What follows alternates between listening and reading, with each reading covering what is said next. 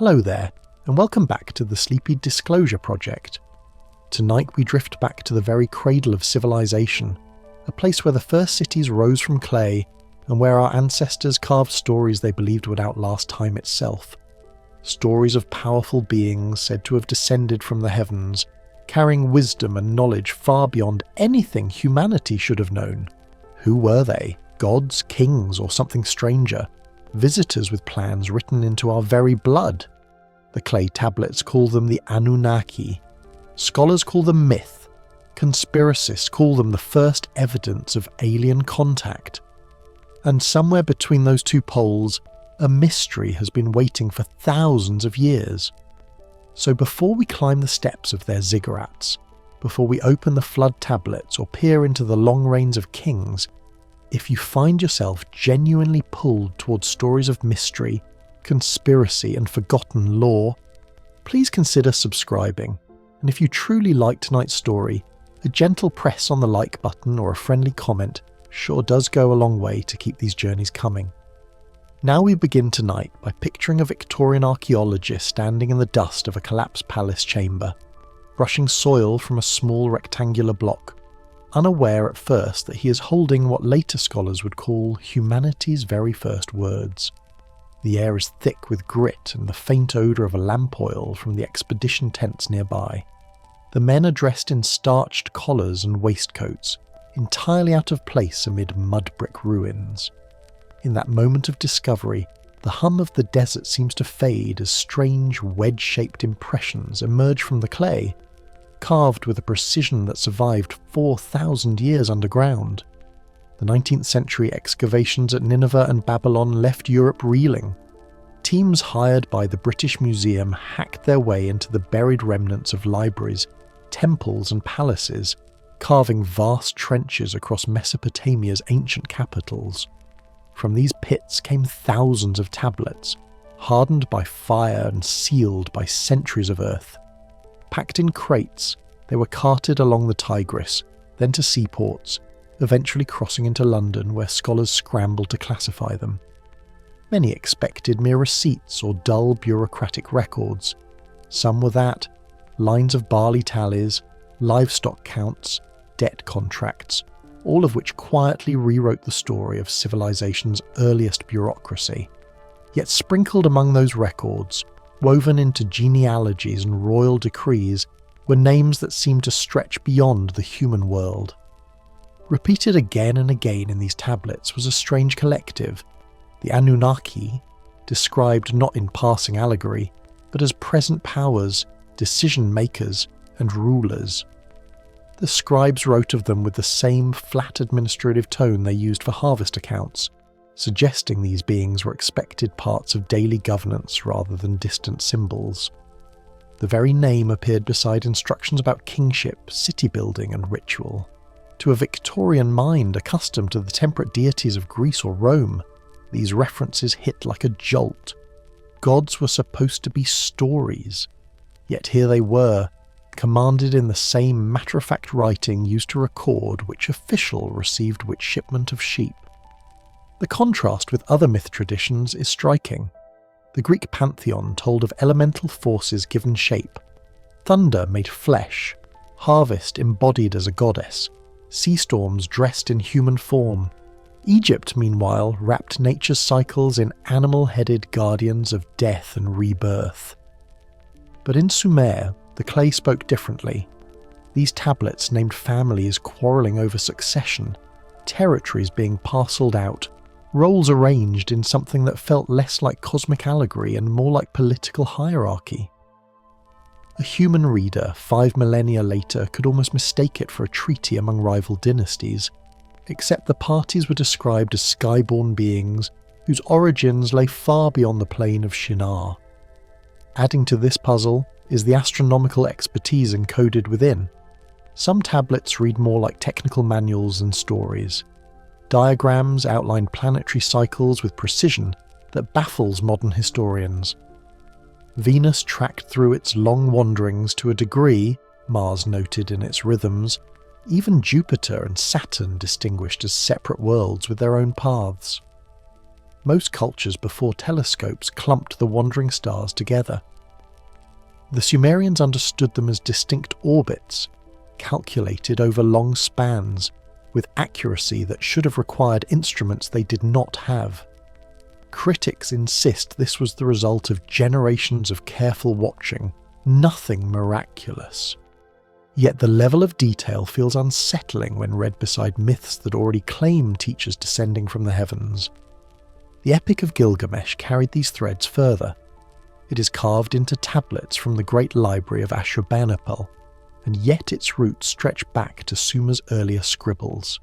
The epic tells of a flood, of a gathering of powerful ones debating the fate of humanity, of a man warned to build a vessel, much like the biblical Noah. It speaks of the creation of men fashioned from clay and divine essence, and of rulers wrestling with the limits of mortality under the eye of higher powers. For centuries, many assumed the biblical stories were unique, but here in hardened clay sat versions written centuries earlier, penned in lines so similar they raise uncomfortable questions. Were these shared memories of an actual event, or simply literary borrowing crossing lands and centuries? Mainstream scholars lean toward the latter, but the eerie overlaps leave space for speculation. Another category of artifacts pressed the mystery further. Cylinder seals, small stone rollers carved with intricate designs, often depicted figures said to be Anunnaki.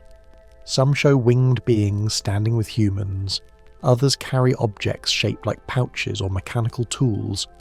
Alternative interpreters argue these images reveal more than ritual props.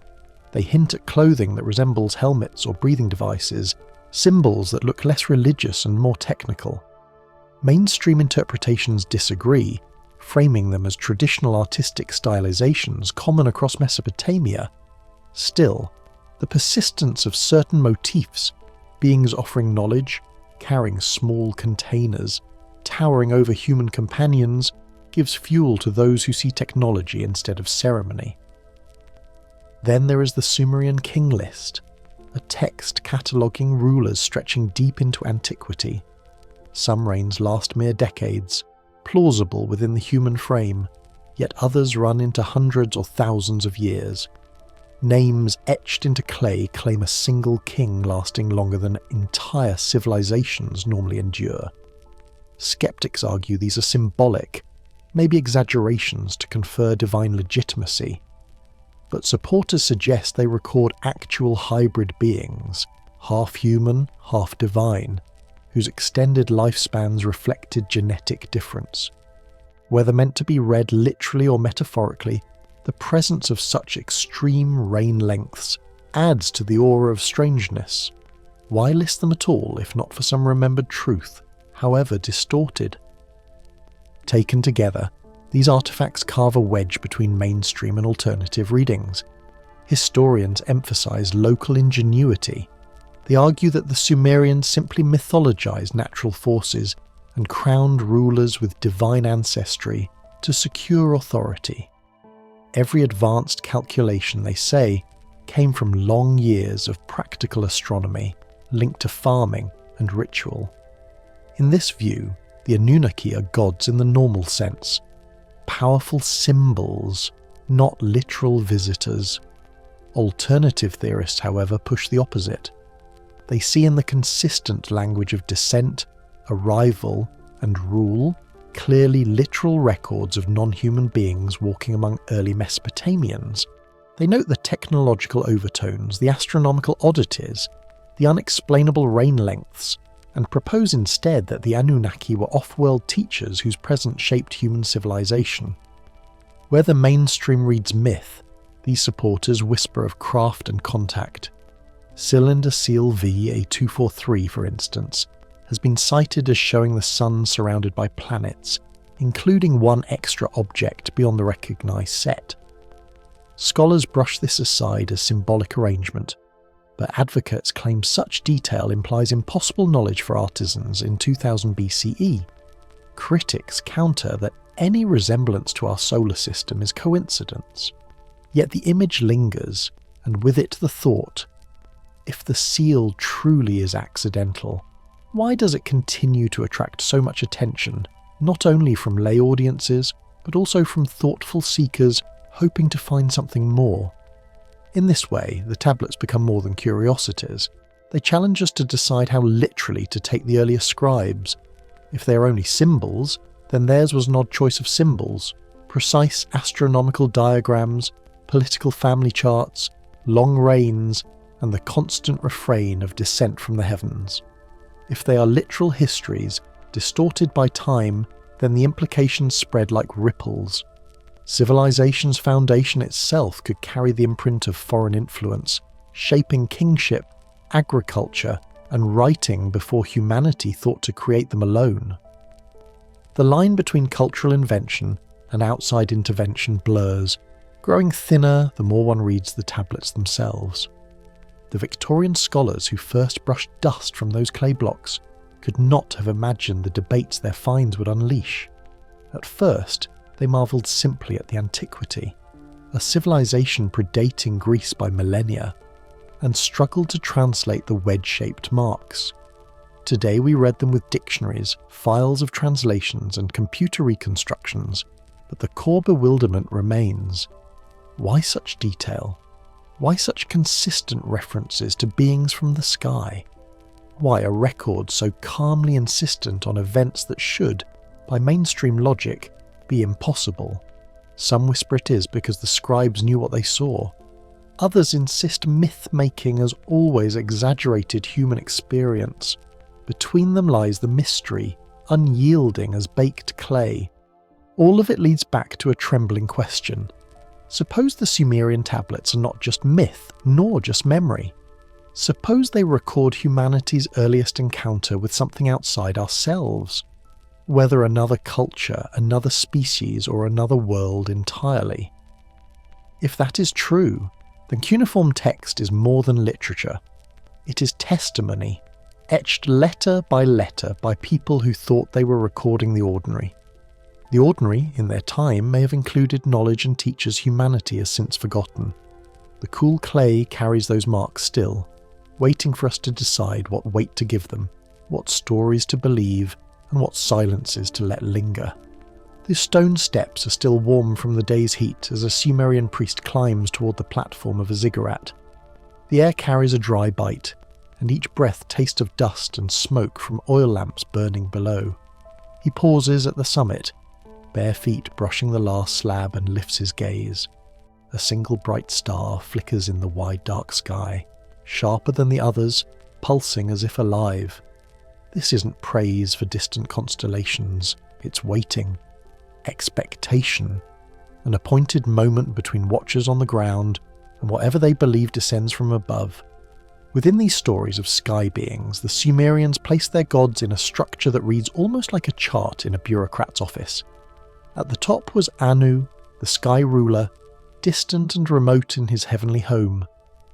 Below him sat Enlil, active on earth, shaping weather and overseeing affairs of kings and construction, and Enki, lord of knowledge and the keeper of secrets buried in water and earth, distributing skills to humanity.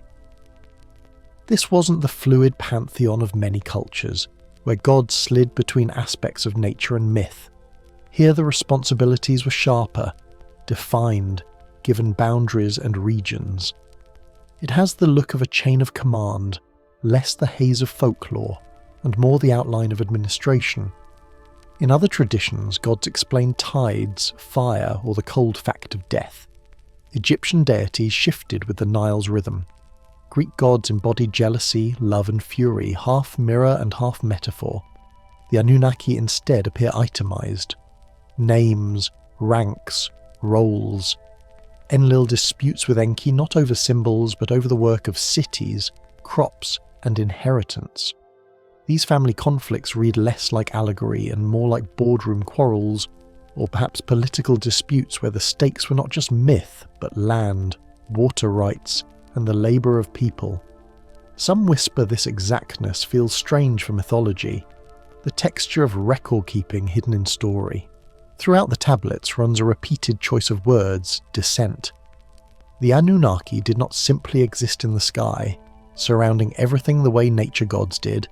They came down, Line after line states they came down from heaven, as if steps were taken, motion followed, origin above, arrival below. Scholars read this as metaphor for divine attention, the sky bending to humanity when rituals were performed. Yet to others, it reads uncomfortably like a physical journey, the routine of visitors arriving rather than characters imagined from void. What makes these accounts even less abstract is their presence in human daily life. The tablets describe them walking city streets, teaching irrigation techniques, instructing smiths in the hammering of metals. They measure, build, distribute, and unlike distant gods of Olympus or the Nile, they appear in roles embedded into human progress. Some even speak of mingling bloodlines, children born from unions of Anunnaki and mortals, hybrids who stood as living links between clay and sky. This blending suggests not metaphors of fertility, but, to some theorists, a memory of biological mixing, recorded in words fragile but persistent. Kingship across Mesopotamia often tied legitimacy directly to these beings. A ruler's claim to power wasn't simply stated as divine favour. Inscriptions describe ancestry, genealogy stretching into the heavens, placing the king as literal descendant of an Anunnaki parent. When coronations invoked descent, they weren't only asking for blessing, they were asserting heredity. Imagine standing in a temple court, hearing the declaration that your sovereign carried the blood of those who came from above. It shapes how obedience is demanded, twisting political control with claims of biology. Tucked among these claims are hints of tools shaped oddly like mechanisms. Writers described radiant objects, dark chambers alive with inner light, and shining vehicles that roared with fire. Where other cultures spoke of chariots drawn by animals, here the references strike a different tone. The texts mention chariots of fire not in passing metaphor, but as objects by which the Anunnaki travelled. Some descriptions focus on their brightness, others on their noise, giving them qualities suspiciously like machines in motion. Supporters suggest we're hearing echoes of something technological, recorded by Bronze Age writers struggling to describe what they saw. Critics counter differently, pointing out that these were metaphors typical of the ancient Near East.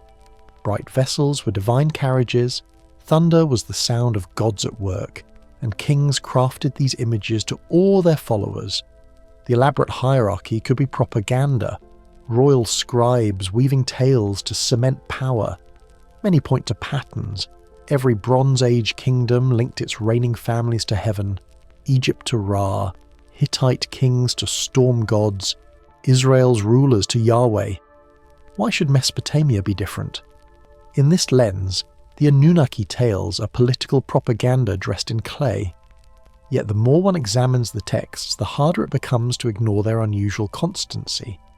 For over a millennium, across shifting cities and dynasties, clay tablets continue to describe not symbolic abstractions but direct, physical characteristics of these beings. Different rulers, different dialects, yet the same thread endures. Arrival from the sky, division of duties, interaction with humans, construction of cities, hybrid offspring. It's the persistence itself that unsettles. If this was simply royal metaphor, would it not shift its shape more drastically across centuries?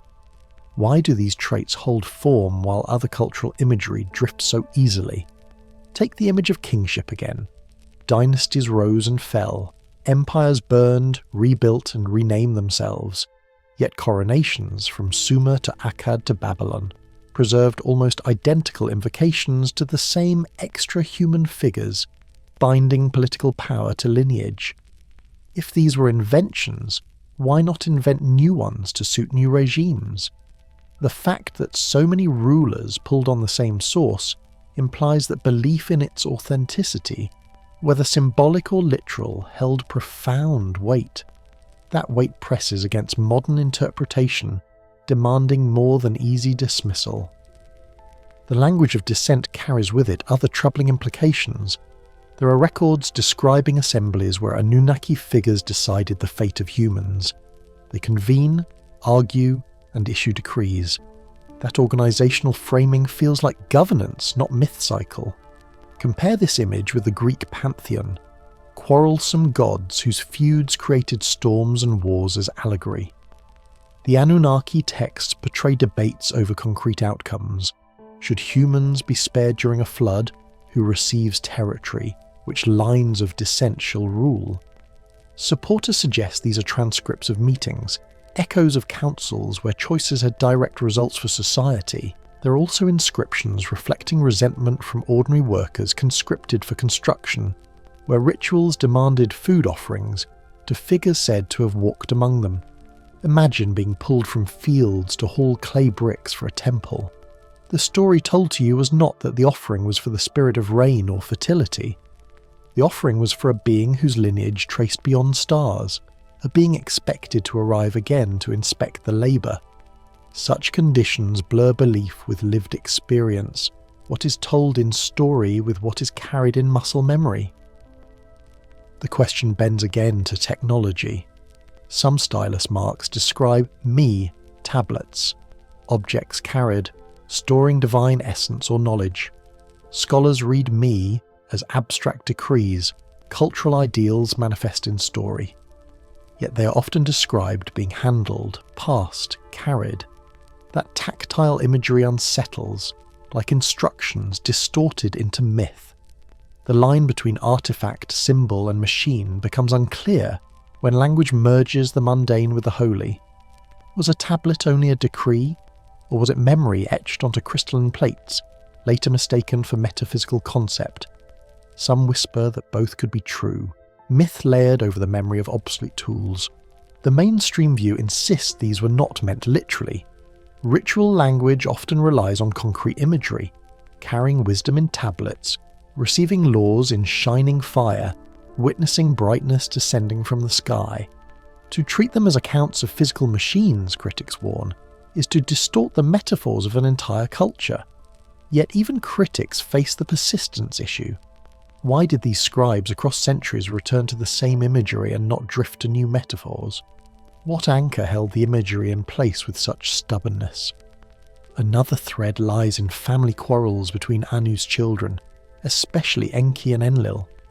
Their disputes appear throughout texts, spilling into human affairs. Wars, floods, or boundary lines echo their cosmic division.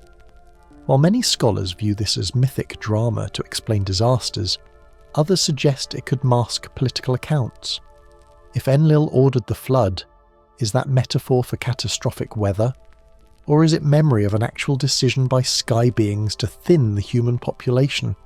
The line is thin, blurred by interpretation, yet always returning to the motif of decision-making, councils distributing punishments like governors of provinces. The final question shadows everything. For centuries, the Anunnaki are recorded with precision, described as present and engaged. Then something changes. Their names recede, authority bleeds into abstraction, until soon stories replace them entirely, and what once felt like accounts of rulers become legends of gods. Critics call this the natural drift of religion, myth solidifying as memory fades. Alternative thinkers suggest a sharper end. They left, or perhaps decided involvement had run its course, withdrawing deliberately rather than dissolving in imagination. Whatever the truth, the silence feels more sudden than gradual. One day their stories are commands, the next they are fables. The ziggurat priest looks at the star. In his mind it is not a point of light but a rendezvous. He does not worship the twinkle, he awaits return. That expectation reverberates through the tablets, each line a faint trace of tangible presence. The question now is not only what these beings were, but why such presence stopped being recorded. Did they vanish? Or did humanity learn too much, growing beyond controlled guidance? The clay remembers their descent, their councils, their bloodlines. Yet the record fades into myth, waiting for a signal that perhaps never came, or perhaps came and was missed in the turning of time. The clay is cool, damp, and heavy in the hand. Not pottery clay, not the kind a village craftswoman might press into a jar, but clay imagined as raw flesh, substance waiting to be stirred with blood and seeded into life. That is how the old tablets frame the beginning of humanity, not as a breath from heaven or a spark from fire, but as a recipe. And if you listen closely to the words left behind, the tone isn't poetic. It reads more like a set of detailed instructions, each step laid out as if the makers needed to get it exactly right. The Atrahasis epic describes this effort with striking precision. A council of beings gathered, troubled by a revolt among their own ranks.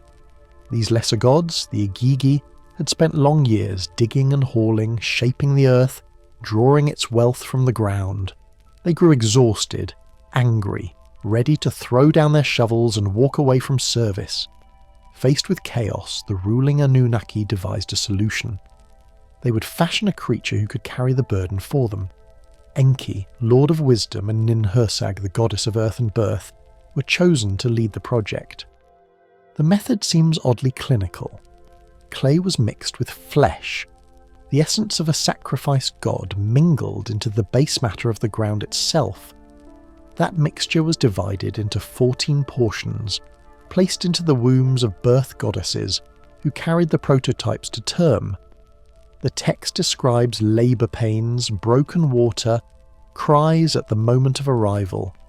It has the contour of an experiment, something designed carefully, tested once, then repeated by pattern. Modern readers notice the lack of symbolic flourish. Unlike other creation stories, this one is stripped to measurements and procedures, variations on a recipe etched forever in clay. By contrast, the Hebrew story from Genesis speaks in spare images: dust sculpted into shape, divine breath into nostrils, and a man standing upright in a garden. The Egyptian tale describes tears of the god Atum falling into clay, mixing sorrow with soil to bring about the first life. These stories speak in tinctures of mystery, leaning on metaphor, on wonder. But in Sumer, the stylist describes numbers and parts. 14 wombs, 14 bodies, fostered and brought forth. To some it feels startlingly close to being written as a laboratory note rather than a hymn. And nested in that account is the theme of labour. Humans not born for wonder, but for work. In the cuneiform itself, the motive is direct. The gods' servants had grown weary, so the senior powers decided to craft a replacement workforce. They even gave the result a name, the Lulu. These new beings would carry baskets, dig channels, lift stone, and extract the wealth of the land. The gold scattered beneath riverbeds and mountains was their principal prize. Gold was more than adornment here. In some interpretations, it was the lifeline for the gods themselves. Zecharia Sitchin, one of the most controversial voices of the 20th century, read these passages with suspicion. He suggested that the insistence on gold had a cosmic context. According to his theory, the Anunnaki needed this rare metal to patch the failing atmosphere of their home world, a protective haze of particles that could stabilise their environment. The labour crisis in Mesopotamian myth, stripped through Sitchin's lens, becomes a resource emergency across space. The gods did not just need workers for irrigation canals, they needed miners to collect gold and send it back across the void. In his telling, the story is not only industrial, but extraterrestrial. Sitchin went further. He proposed that the raw stock for this workforce was a population of early hominids already roaming Earth. The clay of the Atrahasis, in his reading, was not just mud from the Abzu, but symbolic of primitive DNA, the raw material of Homo erectus. By fusing their own genetic essence, the Anunnaki gave these creatures a leap forward, producing for the first time beings with large brains and complex thought. The Adamu, as one early figure is named in certain translations, becomes not simply the first man, but the first engineered hybrid, carefully tuned for utility. At this point, division appears, mainstream historians emphasize myth as metaphor, the slaying of a god to provide essence, an allegory for sacrifice that fuels all fertility. The 14 wombs, a reflection of lunar cycles and agricultural calendars. Yet critics of the conventional view argue that the text's bareness resists easy symbolism. It emphasizes steps, not meanings, and the existence of sudden leaps in human history, cognitive change arriving within a narrow span of tens of thousands of years, becomes, for the alternative theorist, reinforcement that something outside natural drift took place. The archaeological record indeed shows a sharp curve. Homo sapiens, with foreheads high and jaws retreating, appeared rapidly compared to the slow unfolding of earlier species. Around 60 to 70,000 years ago, something known as the Great Leap Forward occurred. Our ancestors began painting caves, threading bone needles, carving figurines, burying their dead with symbolic care. Language seemed to flourish. For scientists, this is proof of a neurological shift, perhaps a mutation in how the brain handled symbols. But viewed through the frame of Anunnaki intervention, this great leap becomes the signal of genes spliced, awakened, or nudged ahead before their time. Fragments of other myths echo this. In Genesis chapter 6, the so-called Nephilim appear, the offspring of sons of God who joined with human women. They are described as giants, figures of strength and terror. Some supporters of the Anunnaki narrative see in these verses a shadow memory of hybrid offspring, unions between the engineered humans and their makers. Not just labourers now, but a hybrid ruling class too powerful to control, destined eventually to be purged when their violence spread. The giants, they argue, were not just moral cautionary tales, but flawed experiments walking in flesh. Take a closer step into the biological metaphors of the Atrahasis. Blood mixed with clay, bodies incubated in surrogate wombs, divine essence transferred through a messy earthly container. Now compare this with our understanding of modern genetics. Today, scientists splice code, cut strands, shift sequences of DNA with chemical scissors. Embryos can be fostered in surrogates, adjusted in laboratories, their outcomes tracked. Critics dismiss comparisons between ancient clay tablets and CRISPR research as imaginative overreach. Yet for others, the resonance is difficult to shake. What sounds like myth to one ear sounds like protocol to another. Anchoring the imagination is the idea of purpose. If we were engineered for labour, our earliest identity is that of servants. Every task we perform, every mine shaft sunk becomes a continuation of that primordial order. Some whisper that dissatisfaction, the sense of being trapped in cycles of work, may itself be our inheritance. A flaw of programming baked into clay and blood from the start. That interpretation, however bleak, has its own strange poetry. It suggests that even our rebellion against toil is aligned with the Igigi who once dropped their tools in defiance. Notably, the Atrahasis does not picture humans as lords or chosen favourites. We are not partners in divine creation, we are solutions to a workplace problem. Yet the very precision of the myth complicates that simplicity. These beings, once created, began to multiply, love, sing and tell stories. They discovered worship. The text hints at affection, at fear, and at bonds growing unexpectedly strong between maker and made. In the Nephilim tale and in scattered flood stories, we see the tensions of those bonds become catastrophic. The spark of divinity mixed in clay was not harmless. It had consequences that reached past the workplace and into destiny itself. From another angle, consider the artifacts of memory woven into rituals long afterward. Temples decorated with scenes of gods handing tools, kings reminding their subjects of divine parentage, ceremonies reenacting birth from clay. Traditional scholars say these are symbolic reminders of dependence on earth and water. Alternative interpreters say they are rituals of remembrance, coded acknowledgements that humanity's beginning was not natural but engineered.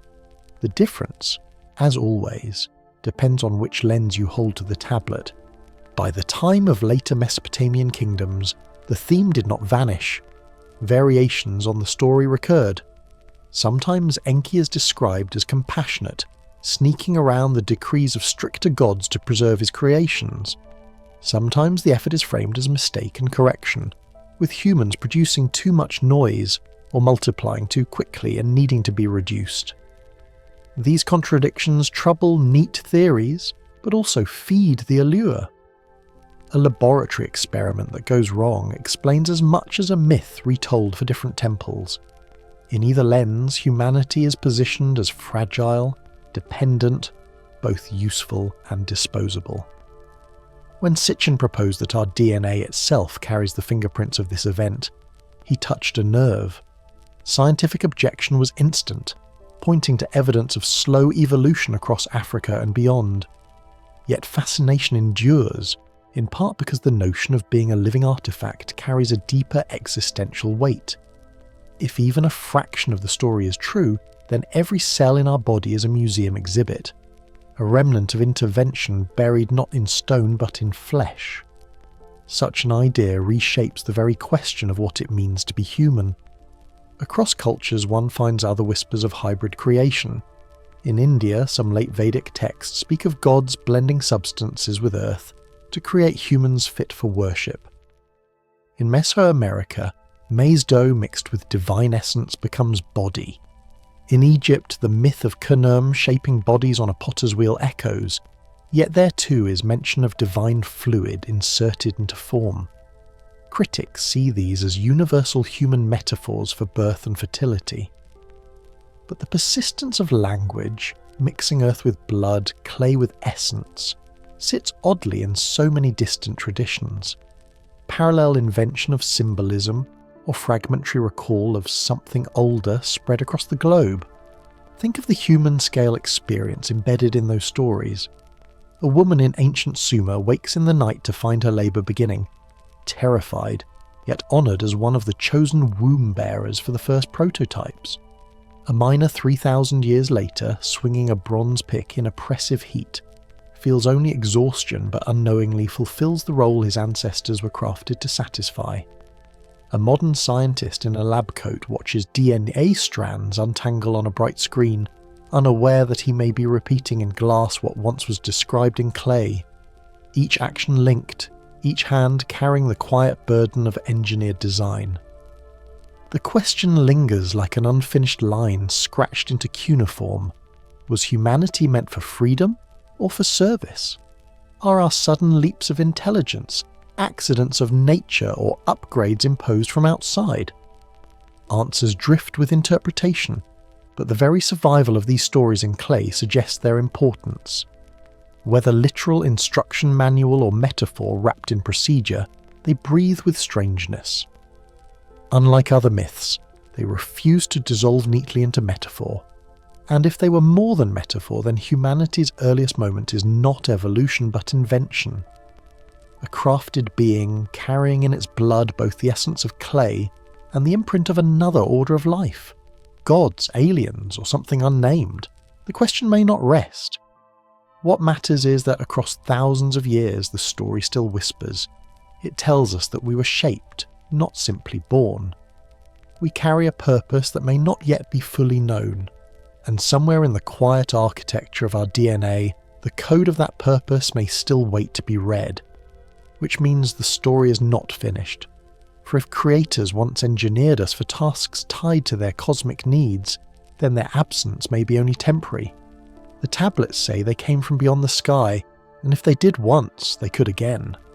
That unsettles more than history. It suggests that the very reason for which we were built may awaken when the hidden planet returns, completing a cycle traced in clay and in stars. On a warm night more than 4,000 years ago, a man climbs the steps of a ziggurat. His robe brushes against sun-baked brick as he carries a tablet clutched to his chest. The air tastes dry, with faint traces of ash from cooking fires drifting across the city below. He reaches the top platform where the temple's instruments lie, strings stretched as measuring lines, polished stones used as sighting tools. From here the horizon lies wide and empty, yet not empty at all. Over the dark plain, thousands of stars burn with steady rhythm. Among them, one faint point slides against the fixed patterns. It is a wanderer, no larger than a grain of sand against velvet, appearing only once in a lifetime. His teacher's teacher marked the same light before dying, and the clay piece still lies preserved in the temple records. Tonight he adds another mark, a single impression, pressed with care into clay, as if this motion will later matter more than kings or wars. Zechariah Sitchin studied such tablets centuries later and saw in them not only observation but warning. He read the word Nibiru in the inscriptions and tied it to a planetary body with an orbit so long and stretched it could vanish from human sight for generations. According to his interpretation, this path carried the world beyond Neptune, 3,600 years in the span of a single cycle. To explain how the Anunnaki appeared on Earth, taught men, and then vanished, he proposed that they lived on this hidden planet and returned whenever its arc pulled them inward toward the sun. In this reading, the astronomer on the ziggurat is not sketching myth. He is working as a chronicler of cycles so vast they consume whole civilizations.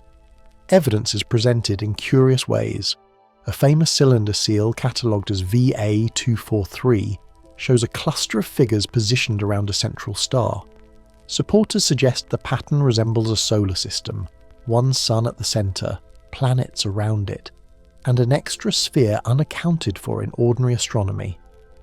To their eyes, it is a cosmic map carved into stone. Critics counter that such seals appear in many contexts, showing ritual acts or symbolic visions rather than literal diagrams. On this reading, the same images are simply ceremonial art, with no astronomic knowledge hidden at all. Both explanations live side by side, the seal silent as to which one matches its original intent. Over time, the ancient account of Nibiru shifted into modern fears. By the late 20th and early 21st centuries, the name carried with it apocalyptic weight. Writers and internet prophets tied Sitchin's 3,600-year cycle to the Mayan calendar's 2012 turnover, warning that the mist planet would race inward once again, colliding with Earth or blotting out the sun. When the world did not end, dates were adjusted to new years, new deadlines. Others transformed the claim into talk of a rogue planet hidden just out of reach, waiting to crash through the known order. Some whisper of governments already preparing, convinced the warnings are not superstition, but carefully redated prophecies. Against this tide stands the voice of astronomers who measure with instruments, not laws. They note that a planet with such a stretched orbit, heavy enough to host life, would tug on the orbits of the known giants: Jupiter, Saturn, Neptune. Over centuries, these tugs would not remain invisible. Telescopes watch the sky in infrared, scanning for cold objects that shine faintly at long wavelengths. So far, nothing with the weight of Nibiru has emerged. From their view, no such planet hides. Supporters of the theory hear that silence differently. For them, the lack of confirmation feels less like evidence of absence, more like proof that information is being withheld. Cover-up claims ripple outward. If a world circles back through the inner system once every 36 centuries, and if its people once touched Earth, the political motive to conceal would be strong. Admitting such a cycle could trigger panic, perhaps undermine faith in institutions already thinly stretched. In this way, every denial becomes reinforcement. Each missing photograph or unpublished dataset turns into fuel for suspicion. To those convinced of Nibiru's course, the absence of acknowledgement feels louder than confession. Cross-cultural lore folds into this picture. Egyptians spoke of a celestial destroyer, a threatening body said to dim the skies and bring ruin. Hopi tradition names the red Kachina, a figure associated with the arrival of dramatic cosmic change.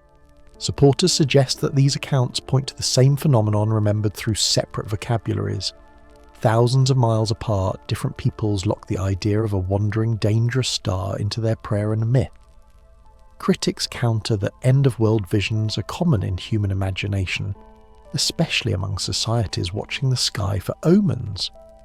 They see no unique planet hidden in these myths, only recurrent human need for cycles of renewal and destruction. But here, the timeline sharpens into a question.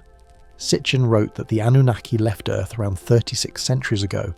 If their planet carries them away and back with each completed cycle, then statistically the arc could be pointing homeward now, its return approaching within our lifetimes. To those who carry the theory, this is not abstract. It means the faint star the Sumerian observed might once again lurk at the edge of visibility, a cousin of comets and worlds forgotten, drawing itself closer even as we go about ordinary days. The implications stretch beyond astronomy. If Nibiru exists, the story of gods who taught agriculture, metallurgy and rule ceases to be mythology. It becomes a chronicle of interplanetary visitation.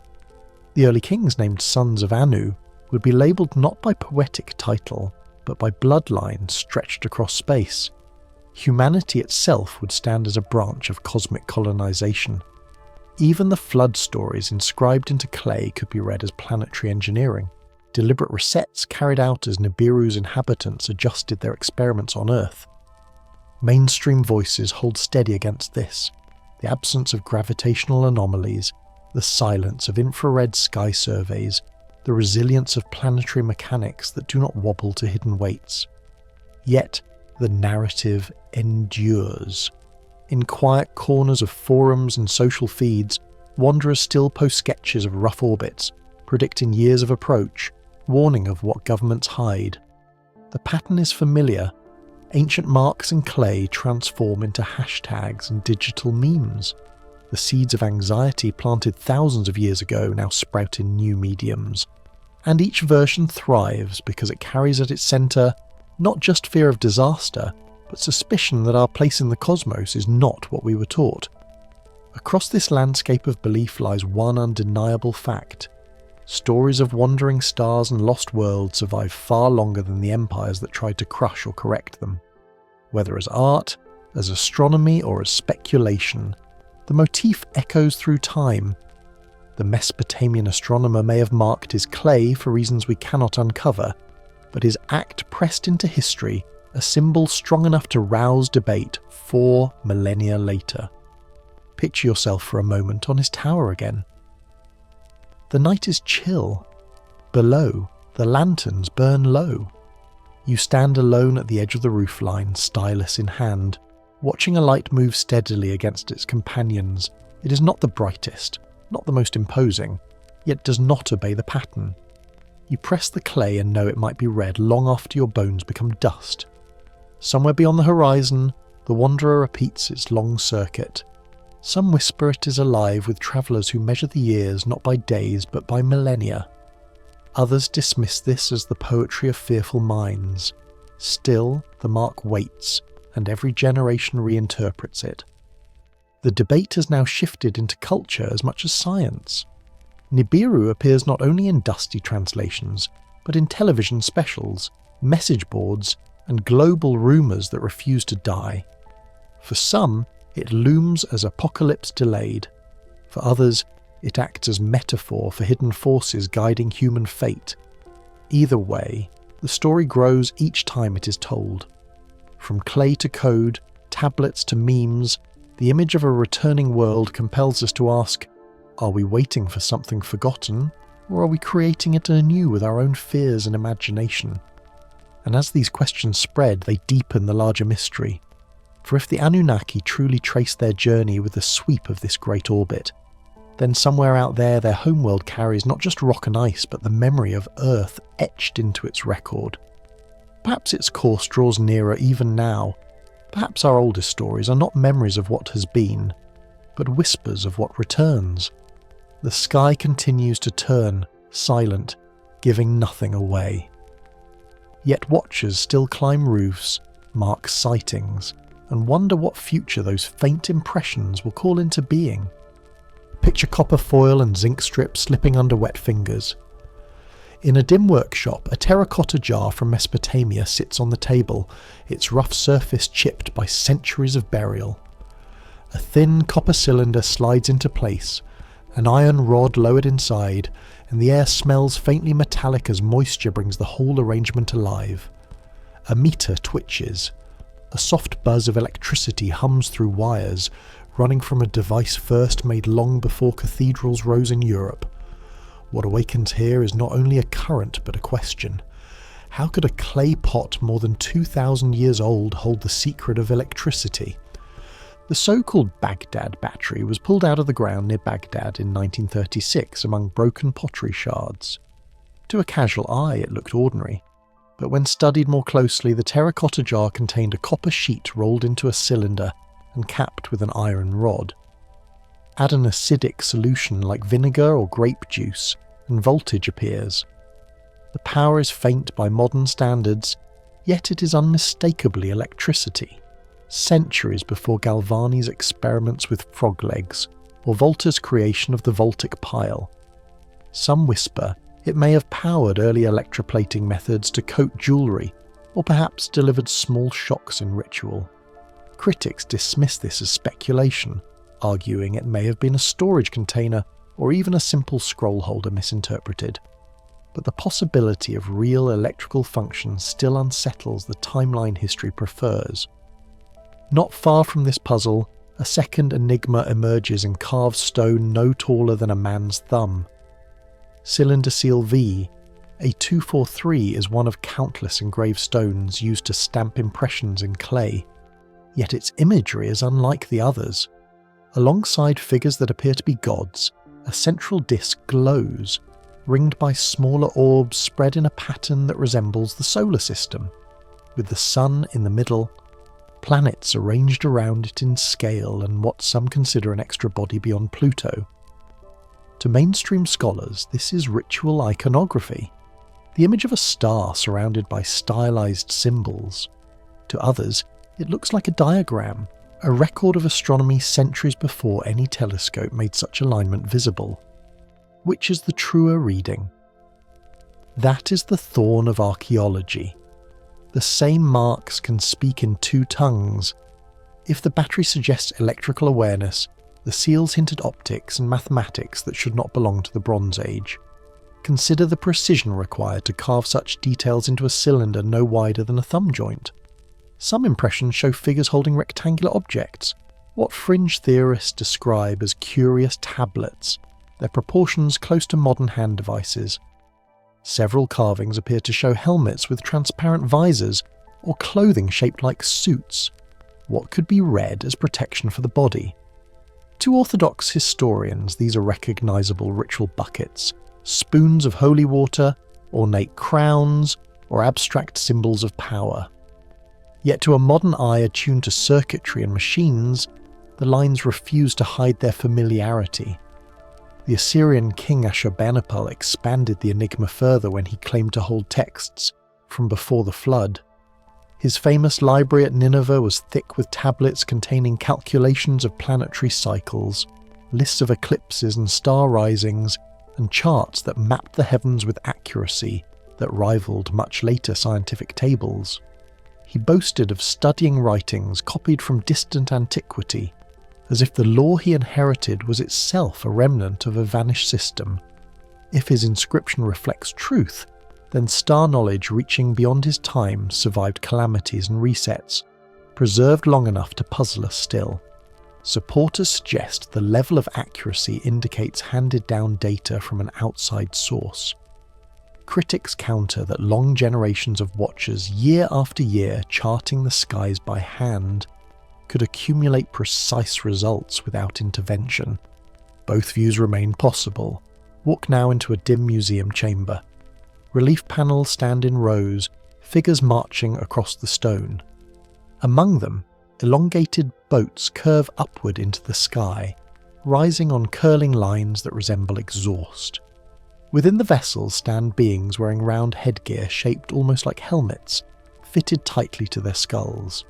Behind them stretch patterns of jagged lines that some interpret as energy or propulsion. Alternative tales compare them to the diagrams NASA engineers sketch, with combustion trails and aerodynamic hulls. By contrast, archaeologists catalogue them as depictions of divine chariots, artistic strokes that merge myth with skyfaring imagination. Somewhere between art and record, the truth is pinned. The tension is not only in these objects but in the mathematics hidden beneath them. The Babylonians, heirs of the Sumerians, tracked Venus with a precision that astonishes. They predicted eclipses by repeating cycles. They divided the sky into degrees of 360, a number we still use today to measure circles and time. By mainstream reasoning, this was not magic but patience, a heritage of careful watching across thousands of nights. Yet the leap remains. How could scribes in clay huts achieve data rivaling computer calculations without instruments? Some whisper the methods were borrowed from guardians beyond their world, who handed tools invisible to our surviving archaeology. Patterns echo outward. The helmeted figures and peculiar handheld devices are not confined to Mesopotamia. Half a world away and centuries apart, Mesoamerican carvings show gods carrying compact box-shaped items, and South Asian temple walls depict deities bracketed by what look almost like flying crafts with downward flames. Skeptics say cultural convergence invents similar motifs in separate lands, that humans naturally imagine winged craft and hand tools because these forms are universal. But the recurrence, carved across continents with no visible communication, makes the pattern tilt in fresh light. Did storytellers share something more than metaphor? Or is the resemblance only a mirror of our modern gaze seeing technology, where artisans once saw divinity? Return for a moment to the Baghdad Battery, clay-stilled under glass in a display case. Perhaps it was only a household vessel misunderstood.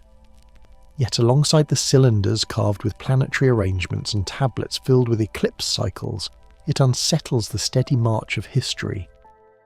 If single finds could be explained away, the larger picture resists erasure.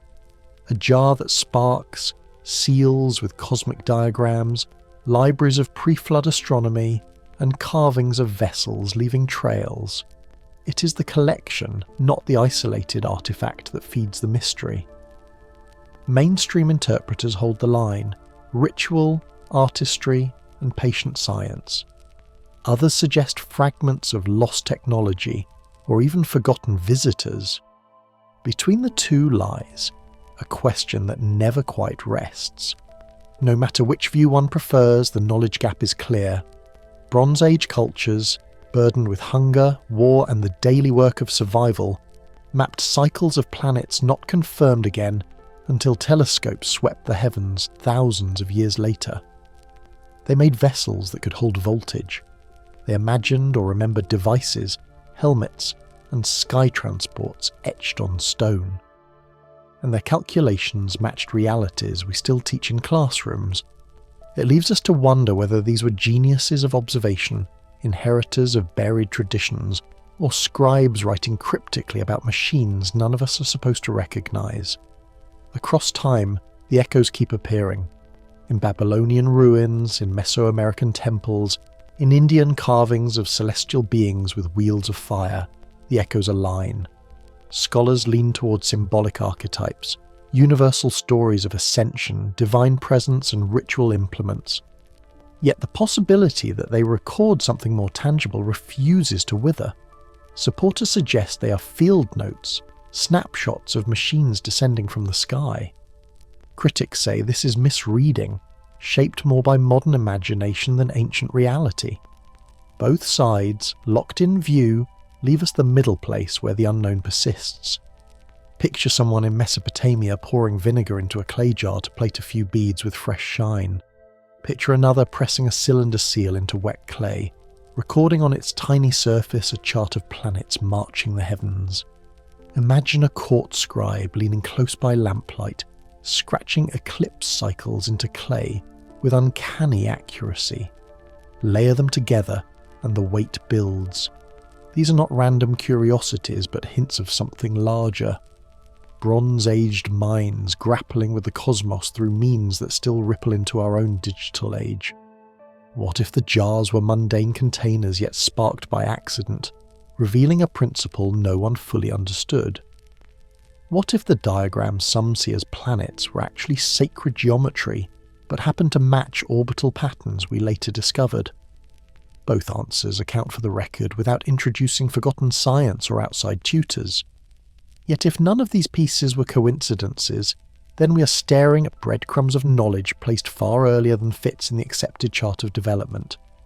The truth perhaps leans not on certainty, but on the unease left behind, and so the artefacts sit, in museum drawers, on library shelves, in quiet dig sites where sand covers half-visible inscriptions, still unexplained. Whether they are symbols no one has yet read correctly, relics of a science that flickered then failed, or traces of an otherworldly exchange, their presence speaks. They carry weight beyond themselves, reminding us that history is not always neat, and that technology may have brushed human civilization long before we thought ready to receive it. The question hangs: did our ancestors possess insight into electricity, astronomy, and machines we have forgotten? Or did they imagine so vividly that their tools cast shadows straight into the future? The global puzzle waits next, where motifs beyond Mesopotamia gather into something larger than any localized myth. And the clay jars, so still in glass tonight, whisper that answers may lie scattered, hidden in patterns spanning the world. The air is cool in the hours before sunrise, the kind of chill that bites through wool and lingers against damp soil. You stand among the stone rings of Göbekli Tepe, your fingertips pressed against a pillar carved thousands of years before writing was invented, before seeds were set reliably into ploughed furrows, before wheels rolled across cities yet to exist. The surface is smooth in places, rough in others, the traces of chisel work frozen in time, shadows of carved animals, foxes, vultures, boars, slide faintly across the limestone as the horizon starts to pale. What you're touching is not supposed to exist at this age. Civilization had not, by common reckoning, begun. And yet, here is architecture displaying order, circles aligned, a stage for people who somehow already watch the heavens. These pillars rise over 11,000 years into the past. That date lands far before Sumer or Babylon, deeper even than Egypt's pharaohs or the first stone of Stonehenge. When glaciers still touch parts of Europe, hands here raise stones weighing tons into calculated circles. Critics argue these structures were ceremonial gathering spots for roaming groups, not cities. Yet the compositions, the abstract carvings, the symmetry, the deliberate orientations, echo something more exact. Some suggest those arrangements are not random but point to solstices and star movements, as though astronomy was guiding culture at a time when survival itself should have been all that mattered. For a site this old to carry the same kind of sky awareness later seen in Mesopotamian temples unsettles the timelines we're taught. Let the frame widen a little. Across oceans, myths of teachers soaring down from above repeat with startling consistency. In Central America, people spoke of Quetzalcoatl, a feathered serpent who carried wisdom, crafts, and lore, before vanishing into the east with a promise of return. In Egypt, Thoth was described as a god who brought writing and mathematical order from celestial realms. In the high Andes, Viracocha is remembered as a strange bearded figure emerging after floods to teach architecture and agriculture. These were not neighbouring cultures trading campfire tales. They were separated by seas and mountains, often not aware of one another's existence. And yet, everywhere appears the same voice, knowledge from the sky, bearers of instruction, civilizers that felt less symbolic and more like travellers. Supporters suggest these repeating threads look less like independent invention and more like memories of shared encounters. Travel further still in thought into the red soil of Mali. There the Dogon people have long spoken oral traditions about Sirius, the brightest star in our sky. Their elders recounted that Sirius has an invisible companion, so dense it would sink in water and moving around the main star once every 50 years.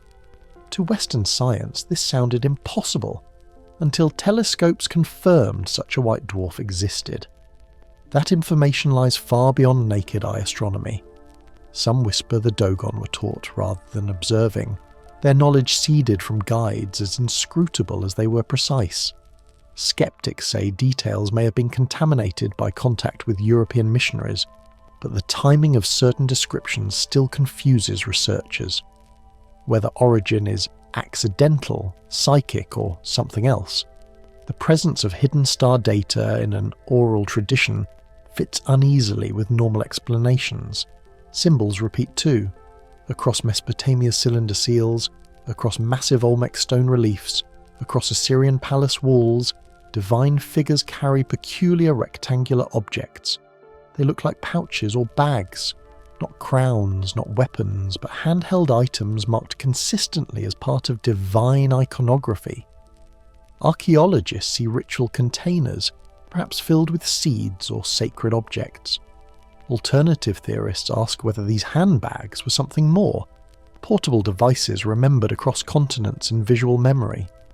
When so diverse a range of cultures carve the same shape, a bag with strap and square body, the urge is to wonder if memory outlasted meaning, carried through art long after the thing itself was gone. The pattern tilts in the light, and its meaning sharpens, coincidence or remnant. Across traditions, floods seem to wait like shadows beneath the ground.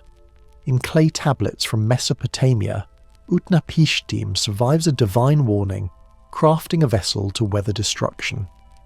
In Hindu texts, Manu receives help from a fish-like deity to prepare for overwhelming seas. In Mesoamerica, tales of ancient deluges describe a tiny handful of humans shielded by gods. Oral fragments from Polynesia, from Aboriginal Dreamtime stories, from Norse sagas, they all name water rising beyond measure, humanity reduced almost to nothing, followed by guidance to rebuild. Mainstream interpretation calls this a global memory of post-Ice Age sea rise, stories stretching across coasts as land disappeared under waves. Yet believers in Anunnaki stories read these myths instead as deliberate cohesion, as if one law governed by a council of the sky, resetting civilizations when noise, pride, or missteps grew too heavy. The architecture itself holds the louder testimony. Pyramids stand across continents, oriented with precision toward north or to sunrise on exact days. The mathematics inscribed into angles and ratios echo each other, though separated by entire oceans. Egypt, Mesopotamia, Mesoamerica.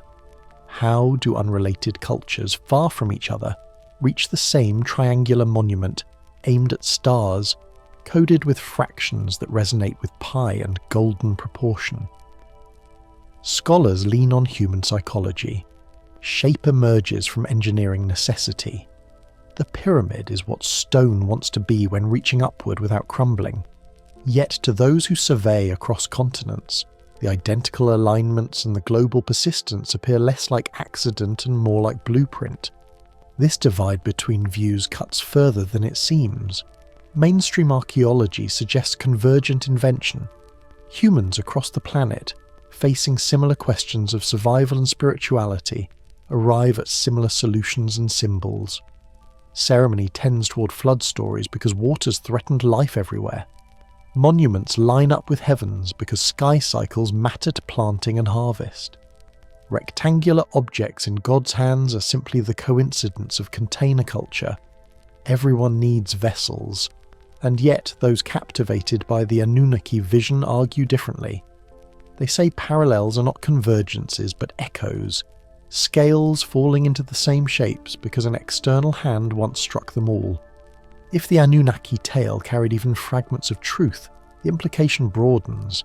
It would suggest not isolated visits, not single city-states touched, but a coordinated campaign of civilization building, from Anatolia's early stone rings to the river valleys of the Nile, to the stepped temples of Mexico, to oral custodians of the stars in Africa.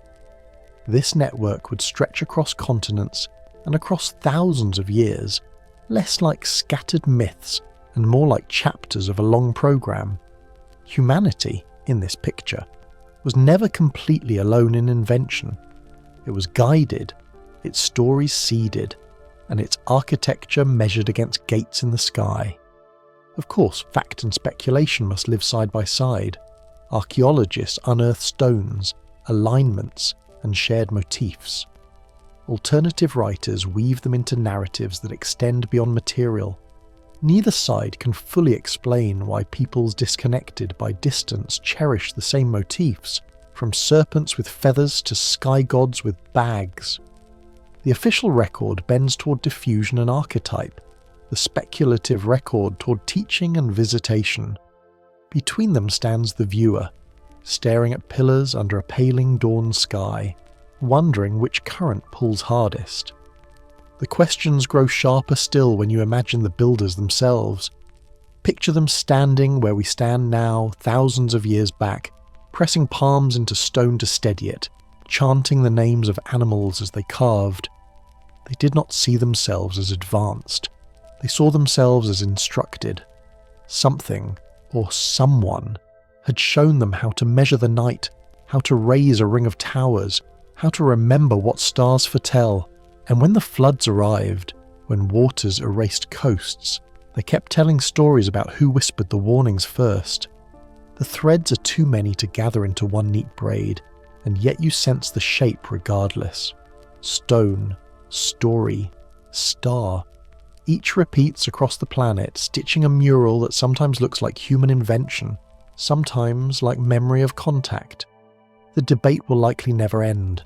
Mainstream accounts track cultural flows through trade and coincidence. Alternative voices sketch a global conspiracy of guidance, a single influence disguised under many masks. To walk among Göbekli Tepe's cold stones is to feel that battle quietly, pressed into granite, each pillar waiting for an interpretation.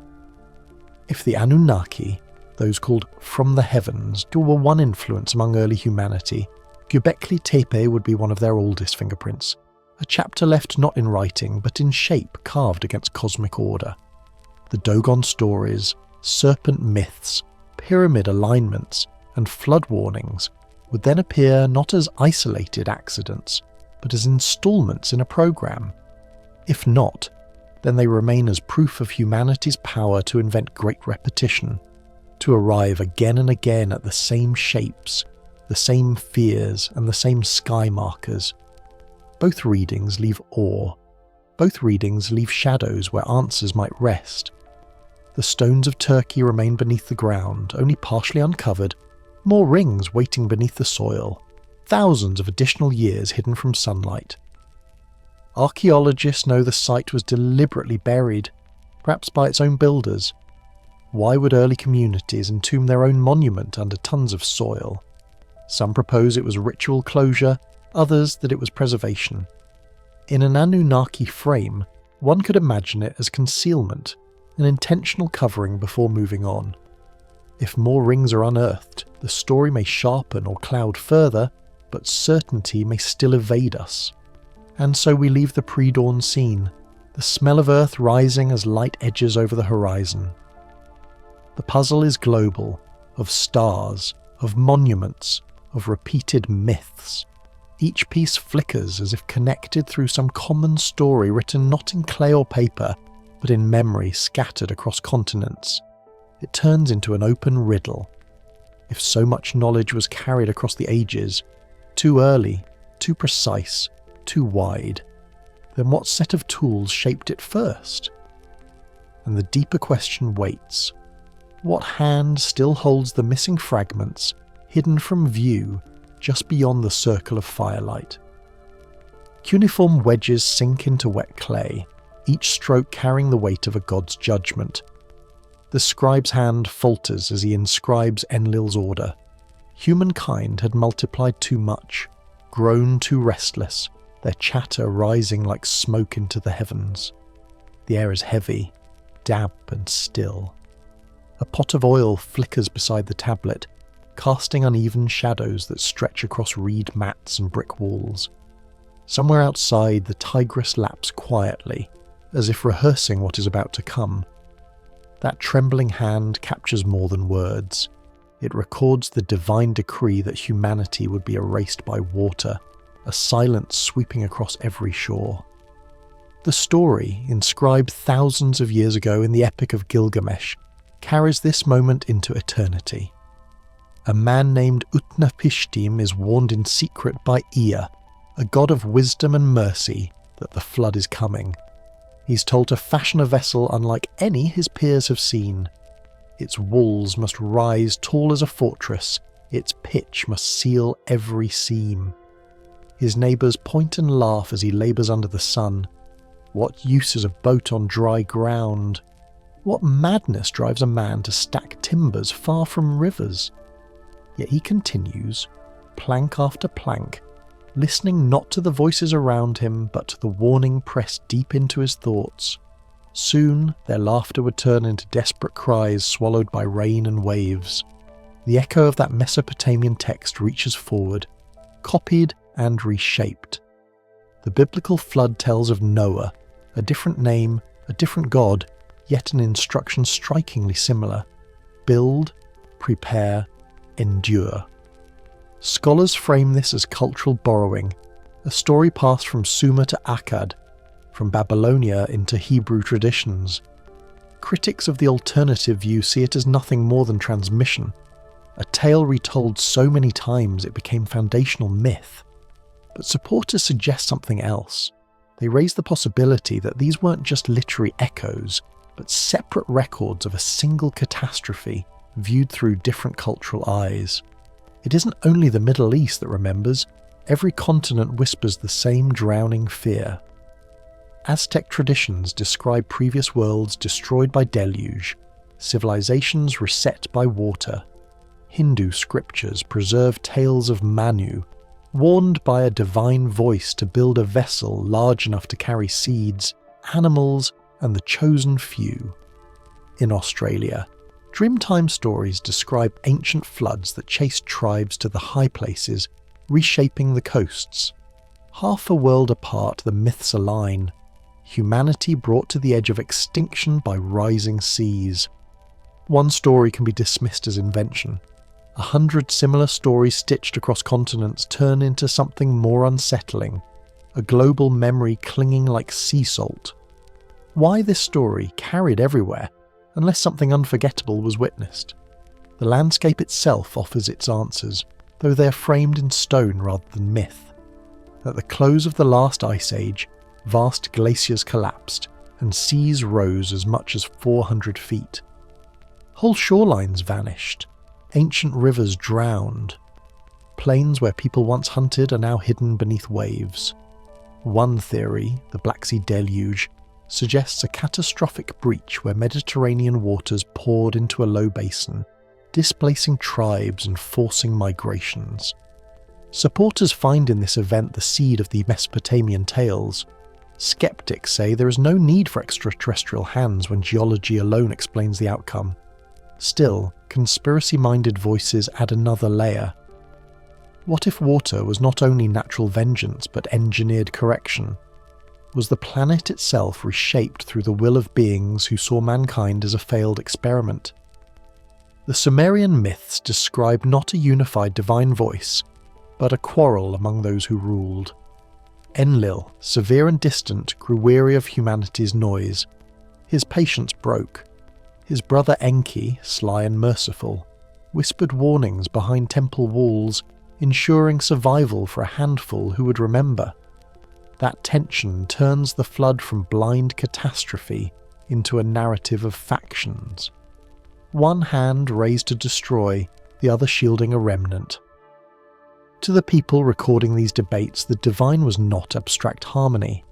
It was counsel and dispute, judgments issued, sidestepped, or contradicted. If these beings were merely metaphors, why frame them as divided with motives that sound political, even practical? Picture yourself standing in those ancient days as rains begin. The ground weakens, crops flatten, mud carries away walls and roofs. For those trapped outside the ark's sealed gates, survival depends on clinging to floating beams or clambering toward mountains.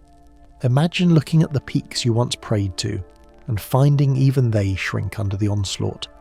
If every god you knew seems silent, the line between natural wrath and intentional punishment blurs.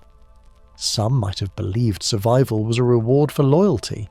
Others must have wondered if survival was random chance, a cruel lottery played between skyborn rulers.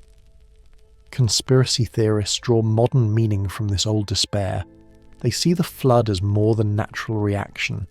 It becomes an intentional reset, the rulers wiping their board clean so humanity could begin again in controlled numbers. If so, the ark does not symbolize salvation, but selective preservation, the receding of a species too noisy to let run free. And then comes the thought that lingers uneasily. If such a reset has happened once, what prevents it from happening again? Civilizations rise, sprawl, and strain their world with noise, pollution, and unrest. Supporters of this interpretation whisper that we may already be climbing to the threshold of another evaluation. The flood story, whether viewed in Mesopotamia, India, or Mesoamerica, carries a sharp imbalance. Humanity builds, multiplies, grows bold. The gods intervene. Civilization restarts. Some read this as allegory, evidence that early farmers and fishermen needed stories to explain floods, storms, and vanished homelands. But others interpret it as a warning nestled in our collective memory, that civilizations are disposable projects. No matter their towers, no matter their temples, they exist at the pleasure of greater forces. Skeptics counter that this idea strips humans of agency, putting every misfortune onto alien shoulders. Yet the pattern endures, repeated across stories that refuse to fade. In those clay tablets, the tension between Enlil and Enki resonates with a human theme: authority against compassion, judgment against mercy. The debate feels less like gods of the cosmos and more like leaders of an advanced council deciding whether to erase or preserve a particular strain of life. Narratives like these carry subtle technology in their bones: orders transmitted, plans executed, projects reset. Read plainly, they resemble operations we might associate with laboratory trials or controlled environments. The ancients, without the language of genetics or planet-scale engineering, encoded these forces into myths of floods and divine quarrels. The simplicity of rain and ark disguised mechanisms they could sense but not fully name. Supporters often stretch the parallels further, linking these flood resets with modern fears of geoengineering. They connect the post-Ice Age sea rises with theories of deliberate planetary control. What if climate manipulation is not invention but rediscovery? An echo of methods witnessed by our distant ancestors.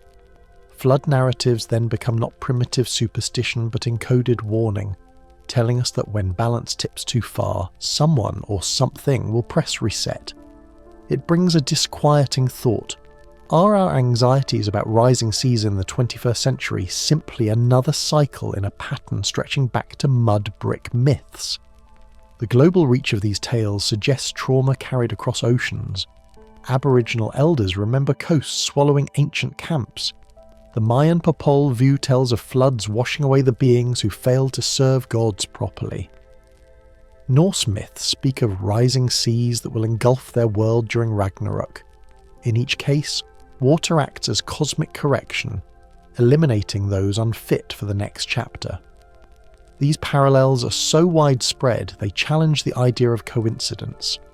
Civilizations separated by miles of ocean and centuries of isolation still speak in the same drowning tongue. Either the human mind is compelled to invent the same disaster myth, or true memory anchors them all. A scribe's clay tablet, a priest's chant by the Nile, a story whispered by elders in the Amazon rainforest. They each share the same outline, the same hushed warning. At times, natural evidence supports them.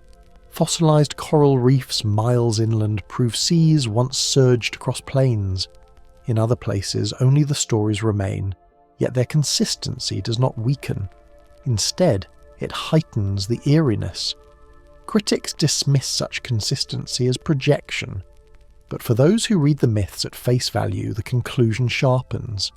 At least once, the heavens may have intervened to thin the human crowd. The record falls quiet after the waters recede.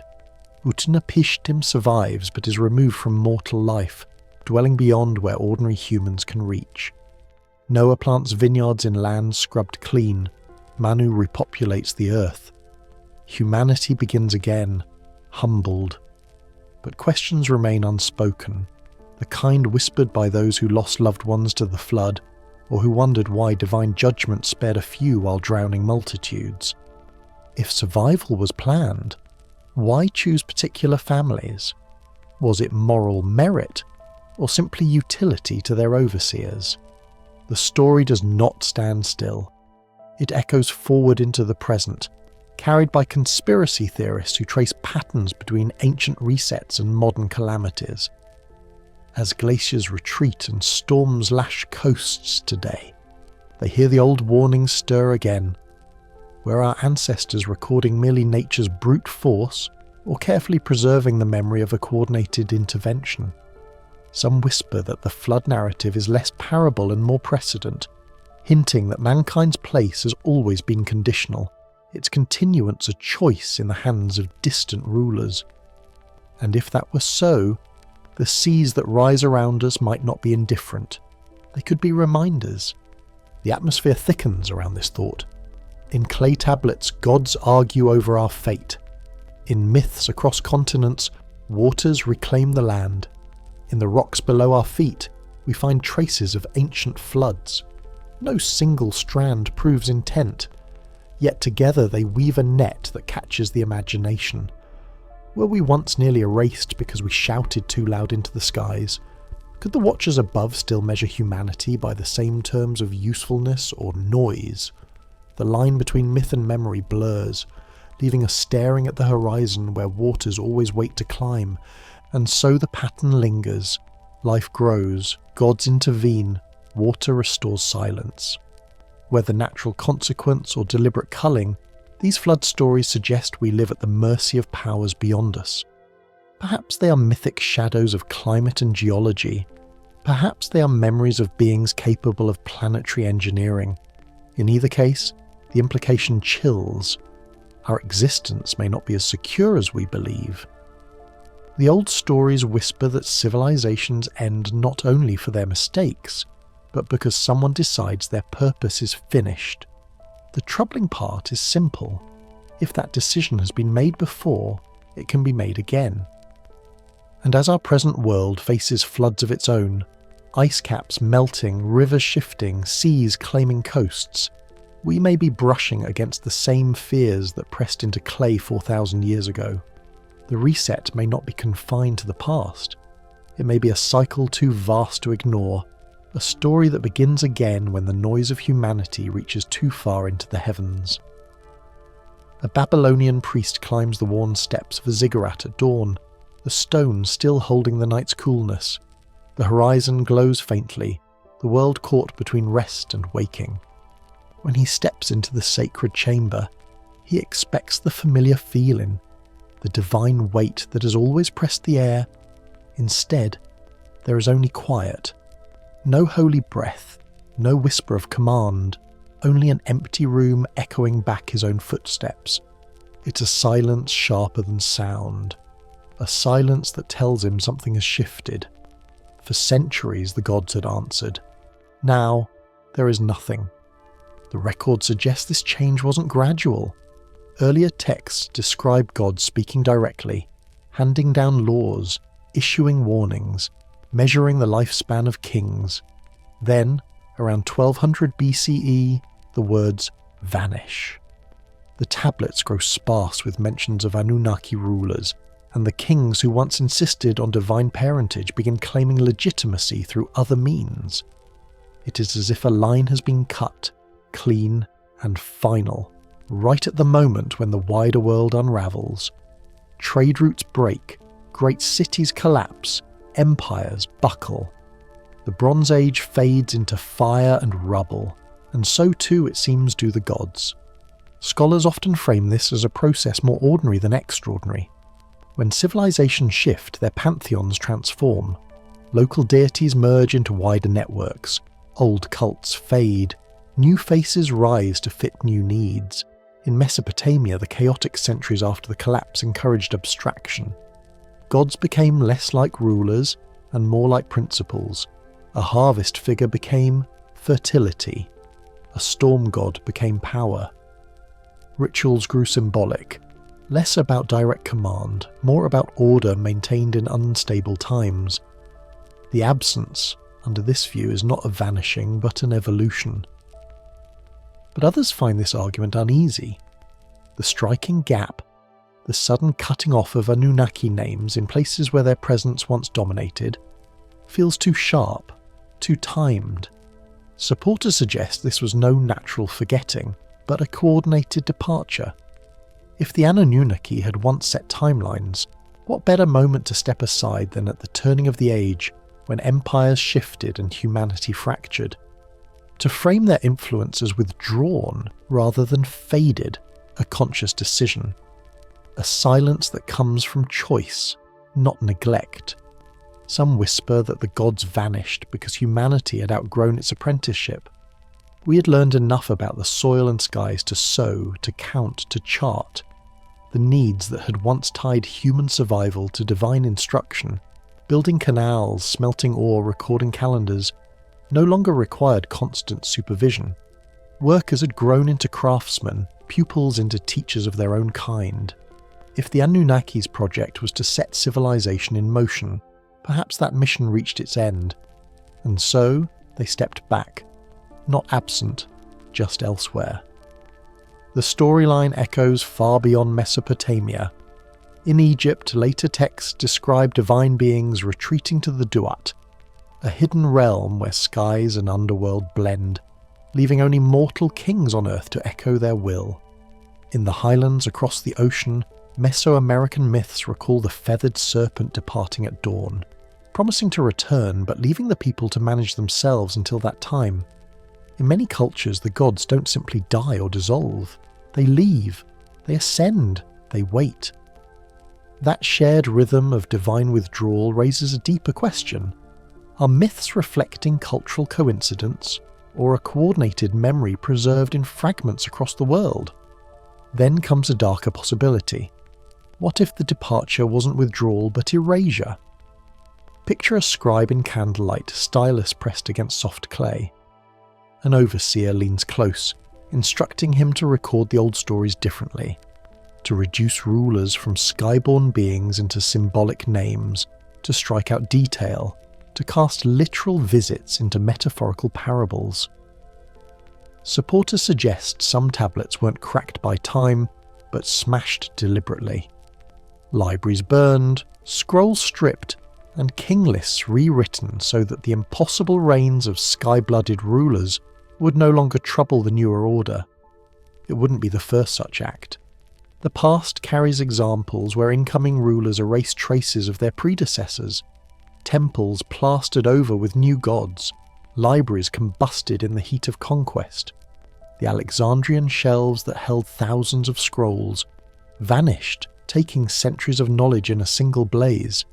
Each gap leaves a conspicuous abscess, missing reigns, unexplained centuries, stories trimmed mid-sentence. Critics counter that war alone explains the losses, yet some whisper that selective vanishing points, the careful omissions just at key junctures, look less like chaos, more like editing. Notice how certain absences are patterned. In king lists, sections fall empty. A lineage described in detail will suddenly break, resumes later, yet with names reframed, lifespans shortened, the miraculous turned mundane. Records preserved by Ashurbanipal boast of texts from before the flood, but when modern archaeologists sift through remnants, those earliest parts are torn, incomplete. Some point out that these are precisely the texts most concerned with the Anunnaki as active presences. The pattern tilts. Peripheral details survive while central claims dissolve. When evidence disappears at scale, two narratives compete. Scholars say instability scatters archives. The Bronze Age collapse toppled palace scribes, scattered records into abandoned ruins, broke clay tablets into fragments. Floods of refugees carried nothing. Fires swallowed entire chambers of libraries. Chaos explains gaps. Yet alternative thinkers see a sharper picture. They suggest absence itself is a record, that the sudden emptiness marks design. It's easier to conceal by removal after all. By cutting out the direct phrases, only echoes remain, those who came from the heavens. The story is still there, but broken, blurred. This vanishing, then, is not seen as abandonment, but concealment. If the Anunnaki were literal beings, their silence could mark strategy. Watching a people mature is not the same as discarding them. Like growers waiting for harvest, they may prefer distance rather than constant oversight. Critics dismiss such readings as wishful patterns, but the persistence of similar tales across time and culture makes the possibility feel stubborn. And the question lurks. Silence may not be absence at all. Think of our priest standing in the hush of that dawn chamber. He feels the weight of hundreds of years pressing the empty room. He might believe the gods have left, or that they simply no longer wish to speak. To him, the difference is everything. To modern eyes, that same hush looks almost intentional, as though something greater has slipped behind a curtain, waiting. This is how civilizations learn to live with missing pieces. They fill the gaps with faith, or with silence, or with speculations that carry forward into later myth. And myths are stubborn. They don't vanish like burned scrolls. They adapt. Stories of gods who return to the heavens in Mesopotamia roll into later biblical echoes of ascensions, then again into folk tales of watchers fading upward, always implying an unfinished narrative. Egyptian myths of the Duat speak of divine distance, not divine death. In the Andes, tales recall shining beings rising and promising return, just as feathered serpents did across Mesoamerica.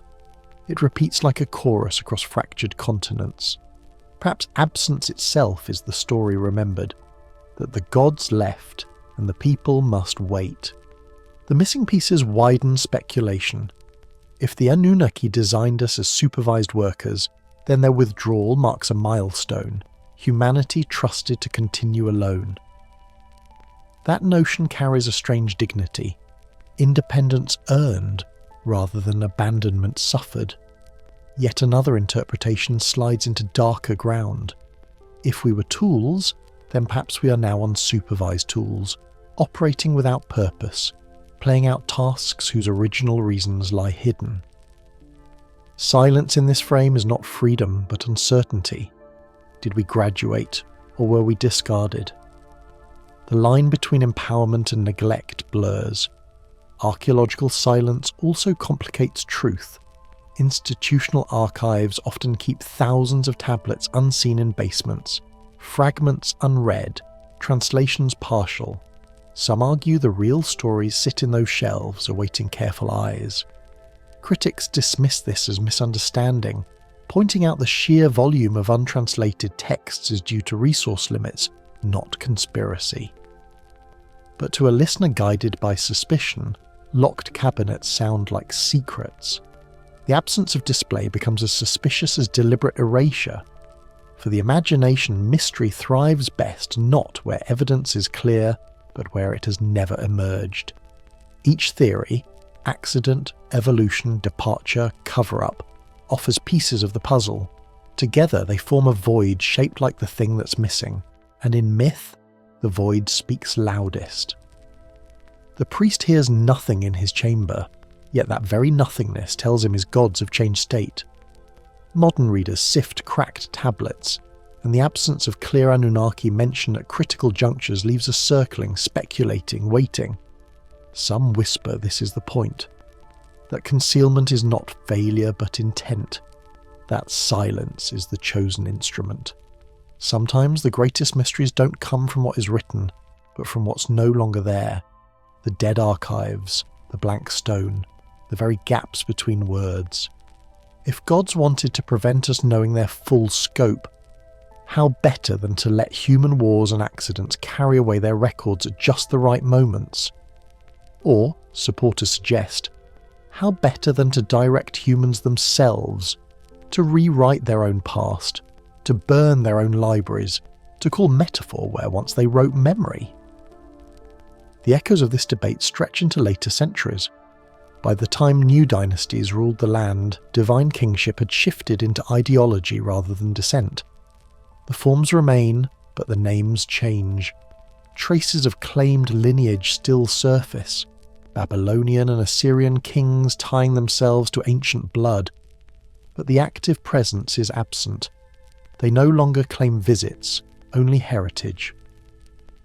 It's as if the Anunnaki disappeared into background, leaving their lines faint but still humming beneath ceremonial coronations. Legitimacy became disguise. The gods no longer walked, but their chains of name lived on in human rulers. When all these strands are laid together, the abrupt end in records, the coinciding collapse of civilizations, the ascension myths of cultures oceans apart, the absence begins to resemble presence of another kind. Some whisper the gods did not leave Earth entirely but entered a quieter phase, the deep hush of observation. If so, their story is not finished, but suspended, waiting for us to reach another threshold. The priest felt silence, not a final goodbye. And what happens when the quiet breaks? That remains the question. The record falls quiet just as myths speak of a curtain drawn across the sky. And in that quiet, new rulers craft their genealogies, tying themselves to ancient blood, claiming their crowns echo divine descent. The silence after the vanishing becomes a tool of power. And with that step we move into another part of the tale, the story of how human kings began to preserve those unearthly bloodlines, even when gods no longer stood at their side. The weight of the parchment is heavier than it should be, its fibres brittle with age. The genealogist sits hunched under a lamplight in 1895, turning each page as though it might crumble into dust between his fingers. The air smells faintly of ink and candle smoke, his breath quick in the close room. His job is ordinary, tracing bloodlines for patrons curious about ancestry. But somewhere around the 15th century a strange pattern locks into place. Family trees that should have fanned wide instead curve back on themselves, branches intertwining until they all seem to root in the same soil. By the time his hand reaches for the next page, he notices that line after line of European nobility all claim to descend from figures who are supposedly not fully human at all. This idea of rulers born from gods did not begin in Victorian studies or medieval claims. It stretches back to the very framework of kingship in Mesopotamia. In Sumer, leaders announced their descent not from vague spirits of river or sky, but from identifiable figures: Anu, Enlil, Enki. These weren't abstract embodiments of rain or harvest, but beings whose names carried ancestral weight. The title of king was not only political, it was biological, framed as a continuation of divine essence passing through flesh. Something similar beats in the pulse of Egyptian tradition. Pharaohs were sons of Ra, or bodies where Horus resided. Their authority required no ballot or council because their blood was depicted as the very point of contact between heaven and earth. Centuries later, medieval scribes would still attempt to tie dynasties into sacred genealogies, as though legitimacy itself would collapse without that tether to something more than human. The Sumerian King List deepens this puzzle in unsettling ways. The text, etched in wedges across tablets, charts rulers from the earlier settlements of Eridu through the lands of Kish, Ur, and beyond. For modern readers, the first entries read almost absurd. Reigns measured not in years, but tens of thousands of years. Alulim ruling for 28,800. Others for spans only slightly less impossible. Critics explain these long counts as exaggeration or symbolic mathematics, perhaps cycles of the moon mistranslated as years. Yet alternative interpreters whisper that such spans could reflect lifetimes of beings with extended biology, hybrids of mortal and something else. After the flood story etched its turning point into clay, lifespans suddenly shrink. Kings thereafter rule for centuries, then only decades. Supporters of the hybrid theory claim that the divine lineage diluted, weakening as it mingled with human stock until mortality finally reclaimed its grip. That notion of half-human offspring resonates with another tale carved far from Mesopotamian soil. Genesis describes the Nephilim, giants on the earth in those days. born from unions between humans and the sons of God. Some myth readers simply treat these lines as poetry about fallen men, but others connect them directly to the Anunnaki template.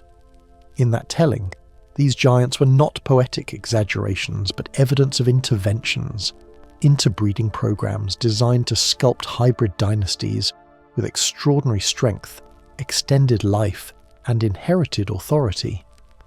One can picture communities staring upward at figures whose bodies carried traits both familiar and foreign, their presence advertised through extraordinary height, or intellect, or allegedly supernatural gifts.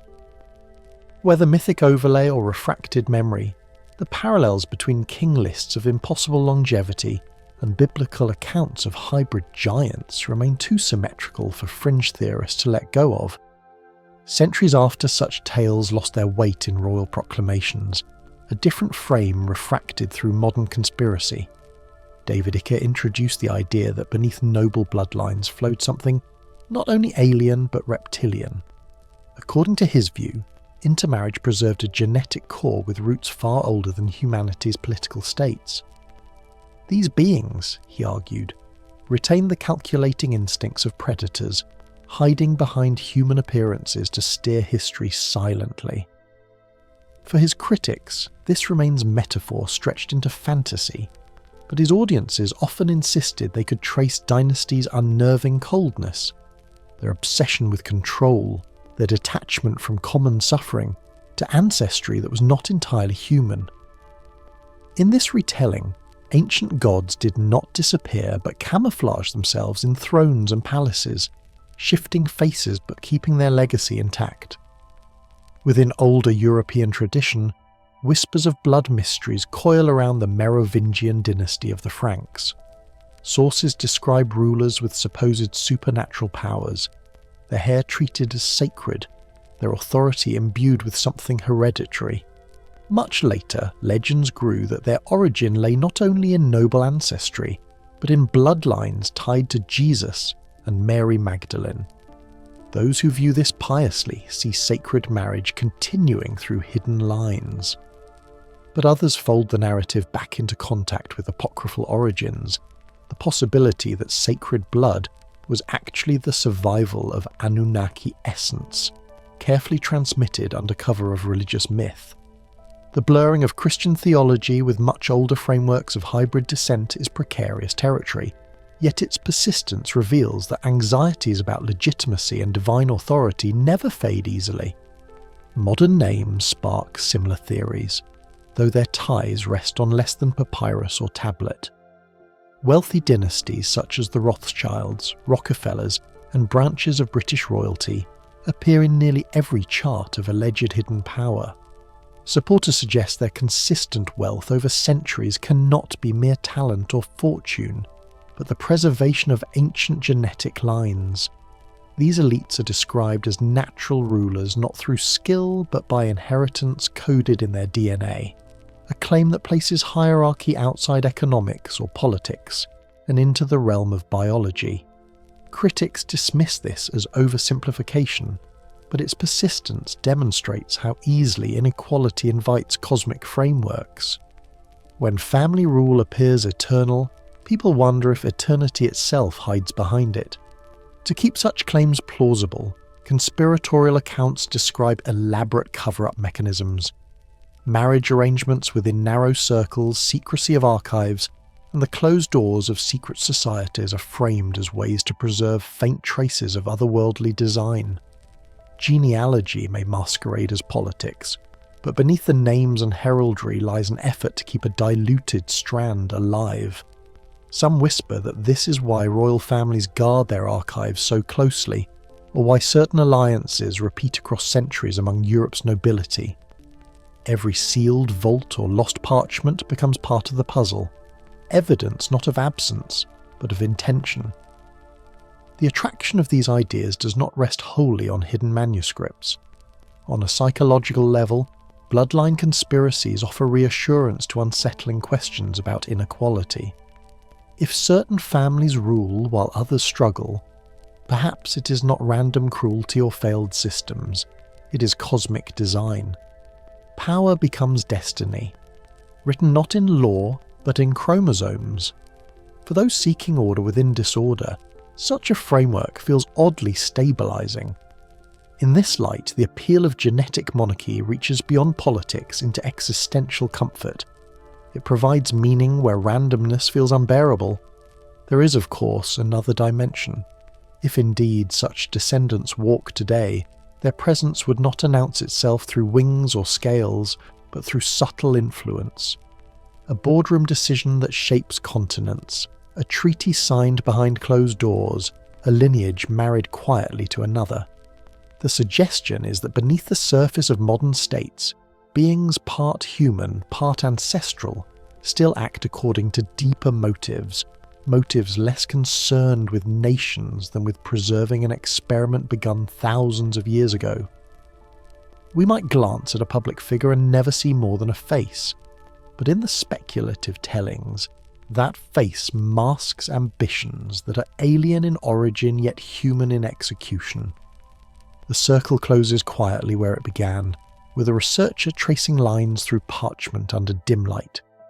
What he observed in noble families, the mingling of blood back into impossible ancestors, is framed not as coincidence but as residue of an ancient design.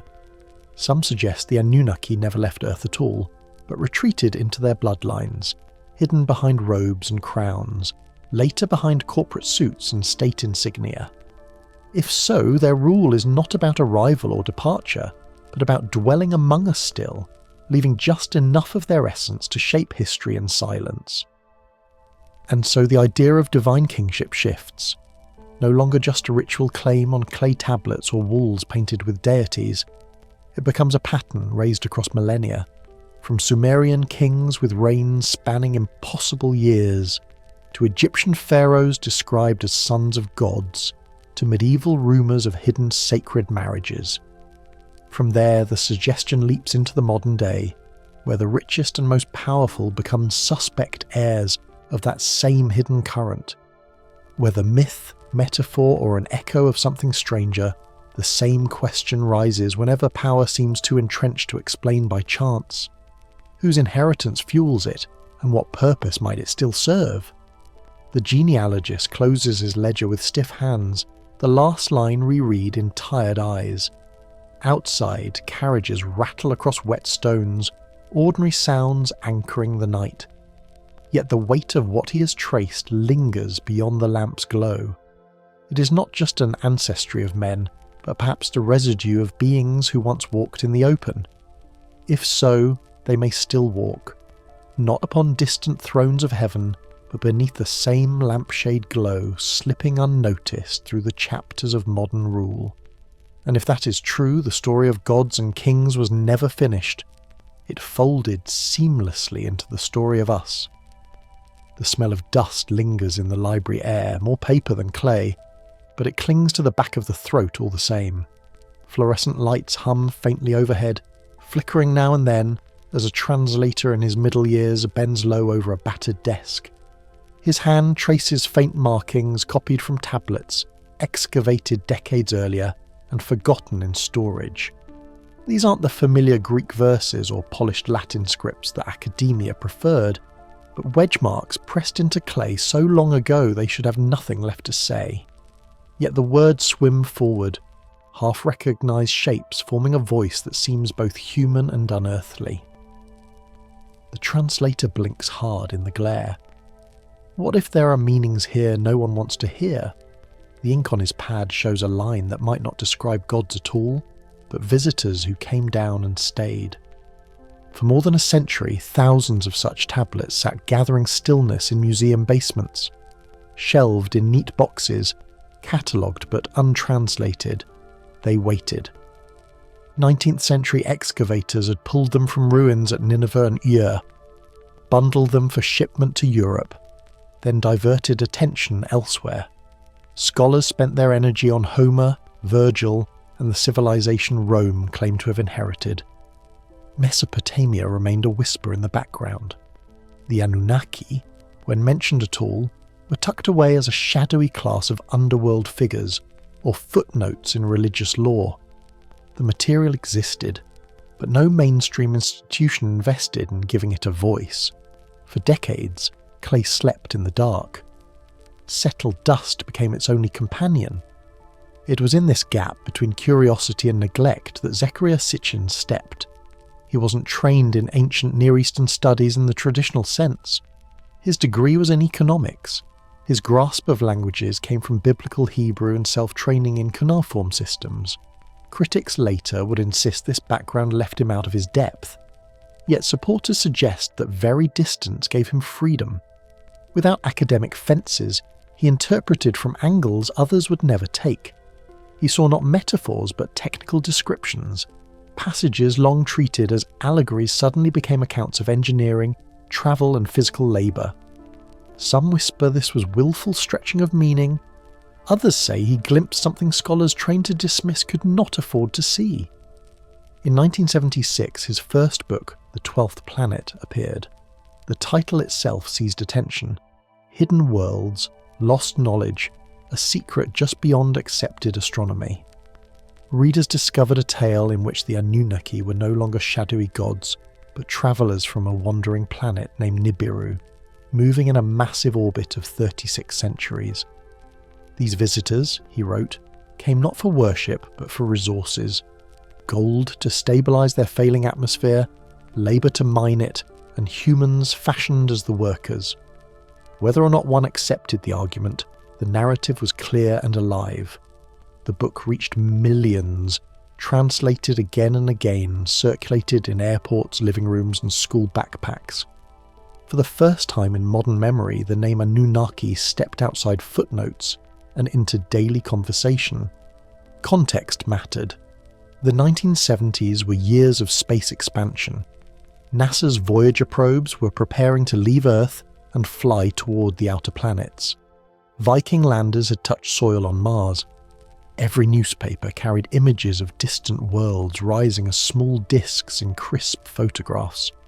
The sky was no longer unreachable. Against this backdrop, an account of beings visiting Earth from beyond seemed more fitting than ever. Old myths felt less mythical when telescopes kept unveiling new moons and strange landscapes. As one civilization sent probes into the dark, another, far older, was described as having sent people here. Not miracles, but missions. Yet Sitchin was not the first to draw that line. 8 years earlier, Erich von Däniken's Chariots of the Gods had challenged casual readers with a barrage of odd artifacts and unasked questions. Why did stones rise so heavy? Who carved figures that looked like helmets and flight suits? Could gods of antiquity have been flesh and blood visitors? He never pinned the question to a single culture, but planted the idea. The soil was fertile when Sitchin seeded it with detail. Where von Däniken had mysteries, Sitchin gave names, rulers and bloodlines recorded in cuneiform. One stirred a crowd, the other gave it script. Television carried both men's ideas further. Documentaries with dramatic narration showed endless shots of temples, monuments and skies.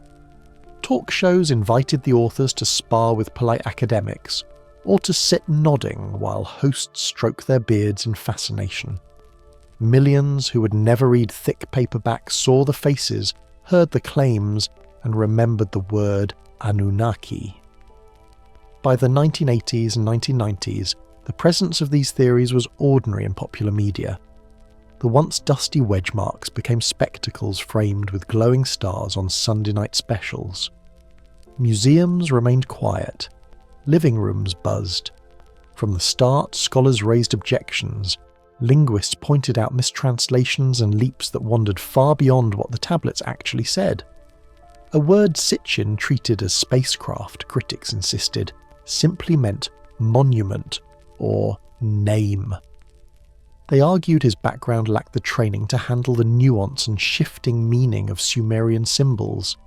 And yet, the more they dismissed, the more some readers suspected suppression. Conspiracy thinking thrives on opposition. One side produced corrections, the other interpreted those corrections as proof. Truth must be hidden if institutions resisted it so strongly. Inside that cycle, books kept selling. As years flowed into new decades, the theories expanded like ripples around a stone.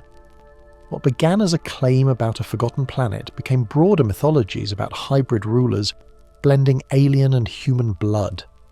Some circles adapted the Anunnaki into reptilian overlords steering governments from shadows.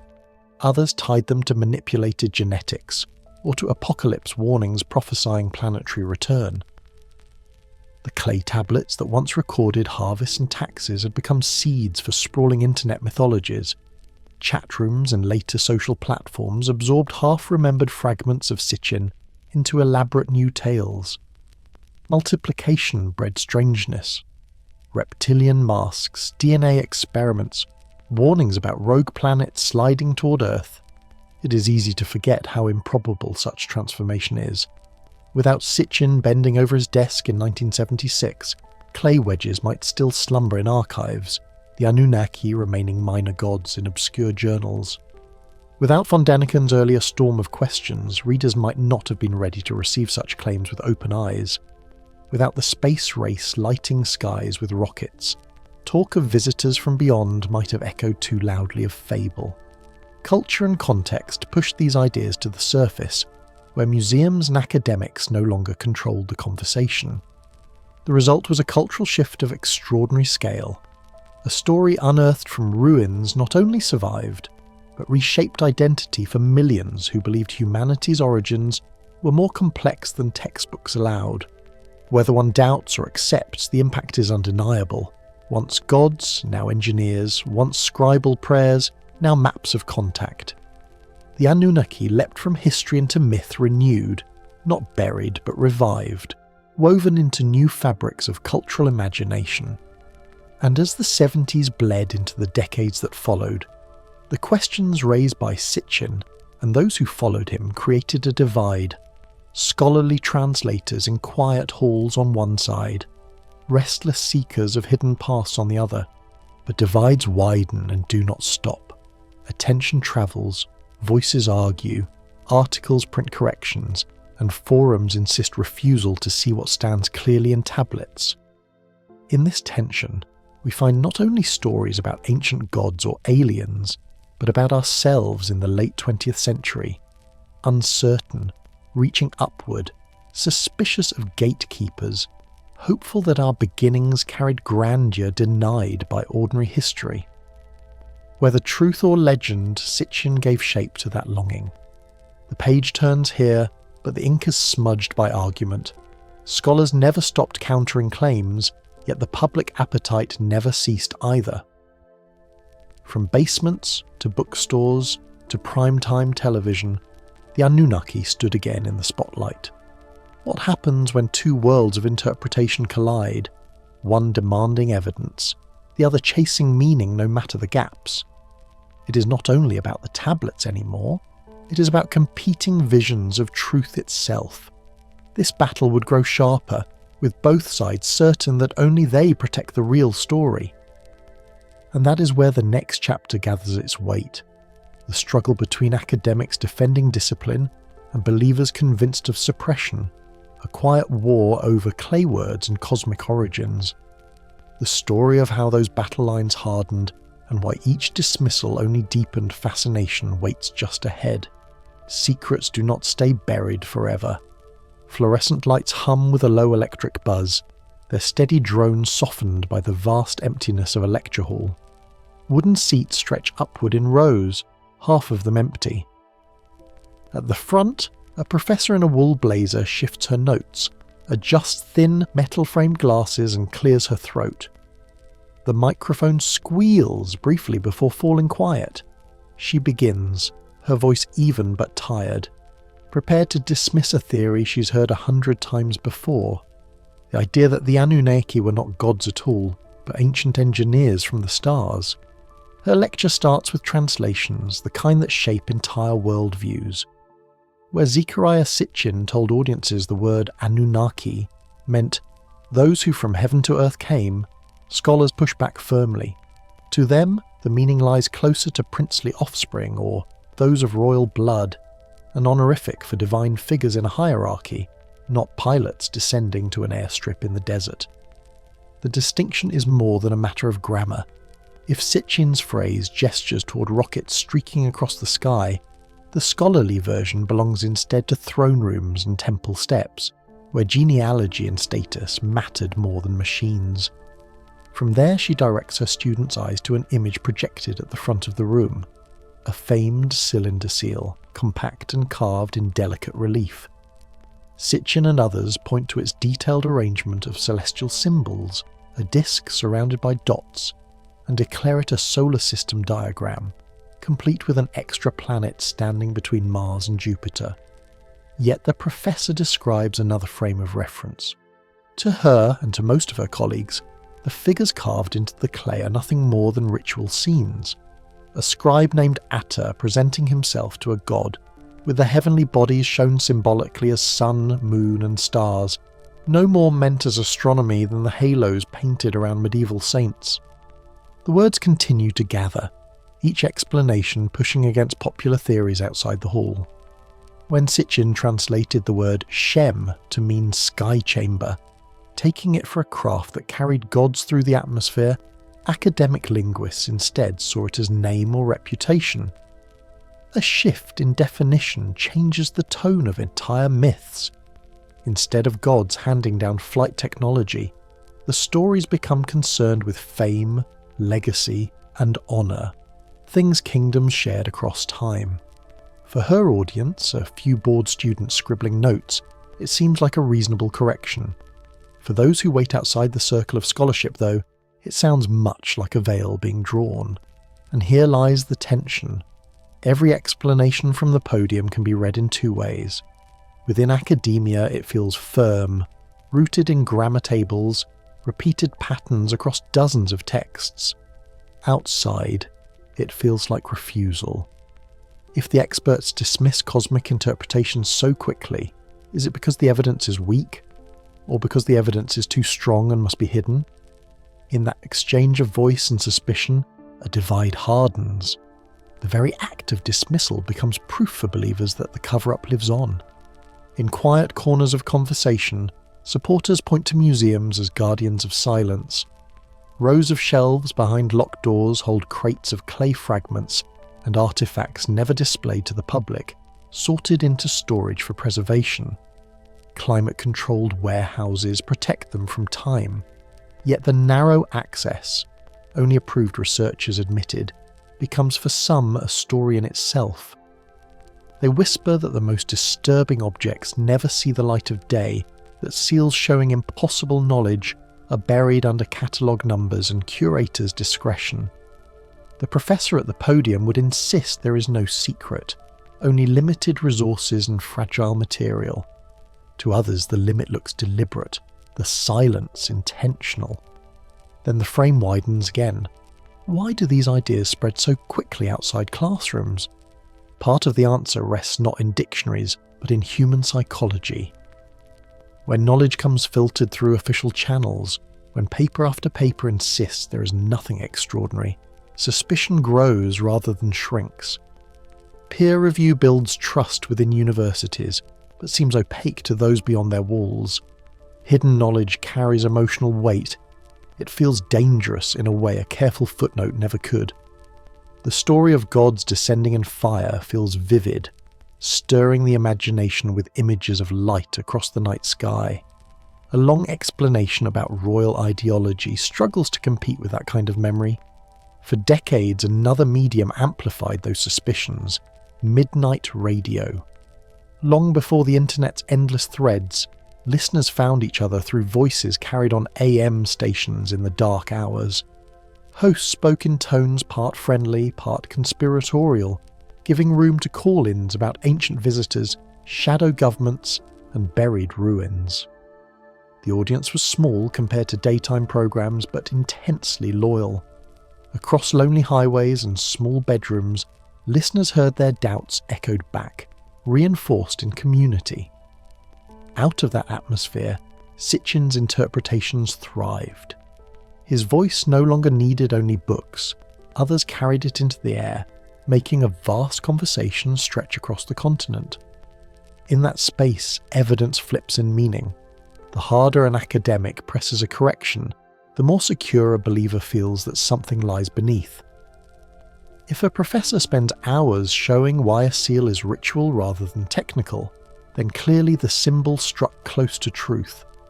If an article dismantles the notion of rockets hidden in metaphors, then perhaps rockets were always there, made invisible by scholarly language. Each strike against the theory for one audience becomes steel reinforcement for the other. What emerges is not simply a debate over clay tablets, but two parallel worlds.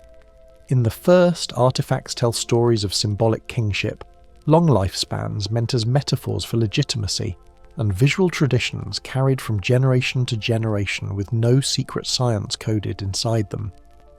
In the other, each artifact is a technical blueprint written with symbols no longer understood.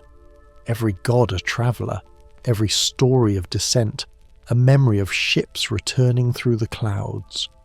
Both read the same marks pressed into clay, yet return entirely distinct histories. The strange effect of this divide is how it extends far beyond classrooms and books now.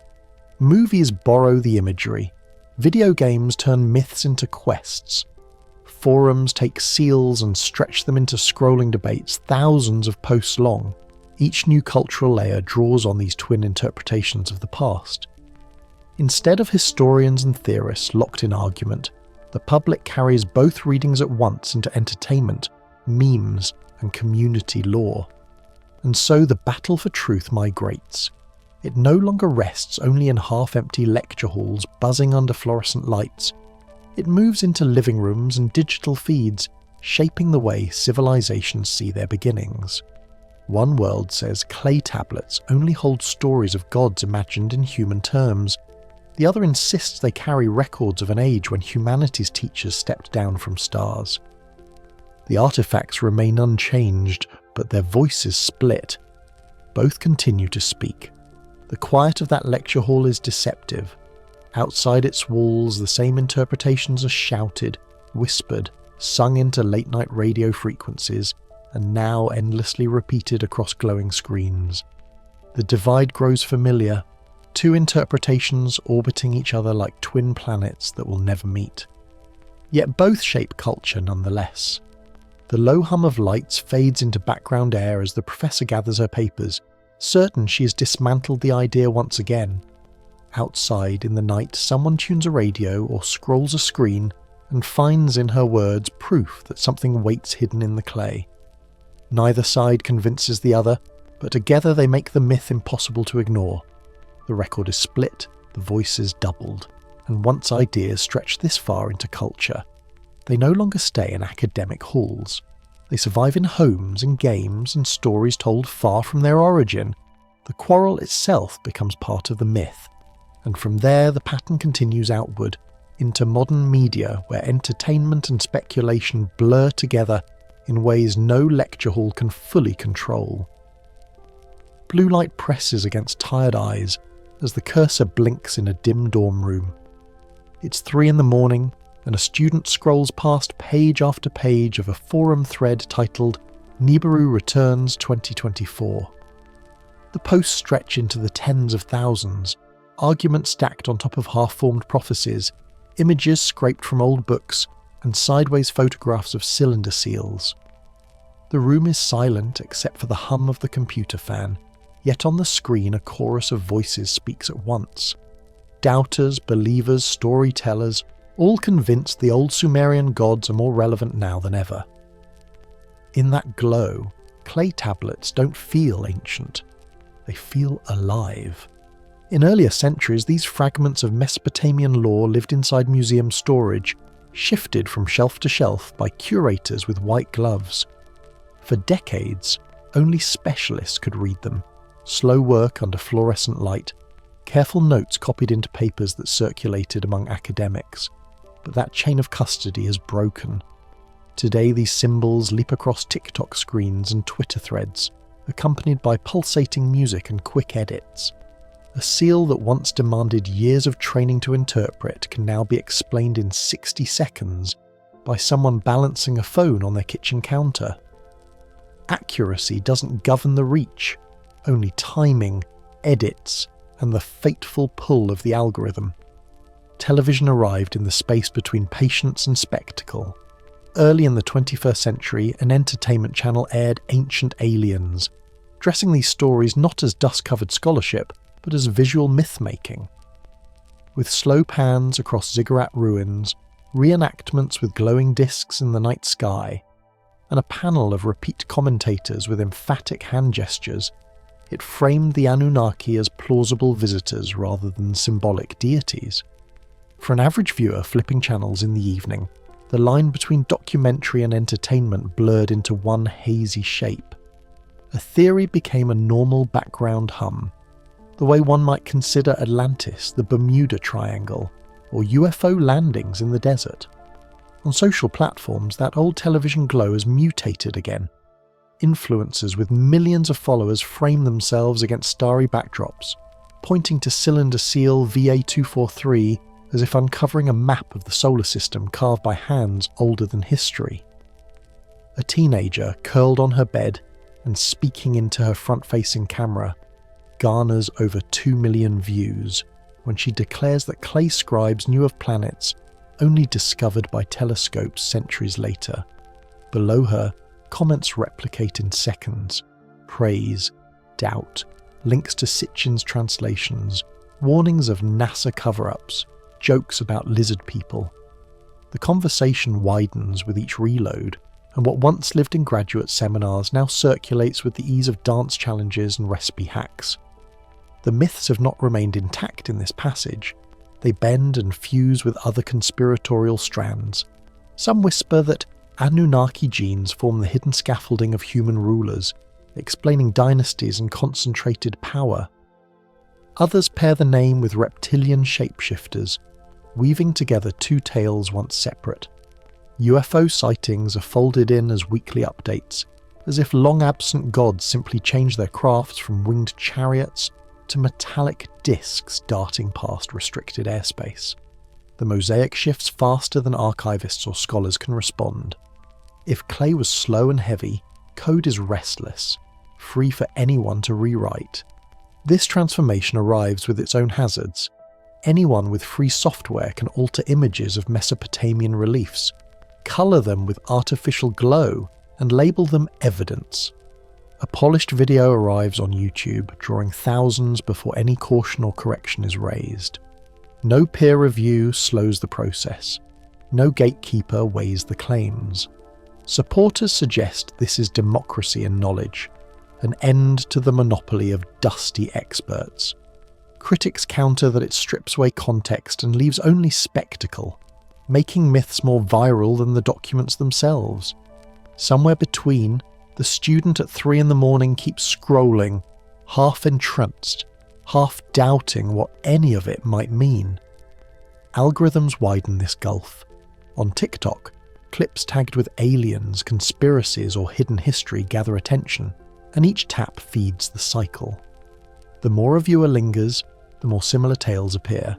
Nibiru's orbit, hybrid bloodlines, lost technologies. Academic work sits mostly behind paywalls or library collections, still and quiet, while the flood of speculative videos races forward. In that imbalance, popularity and accuracy separate like oil and water. The spectacle is rewarded, the slow work is forgotten. Beyond entertainment, the resonance lies in anxiety. Stories of genetic creation by skyborn architects mirror a century shaken by breakthroughs in DNA editing.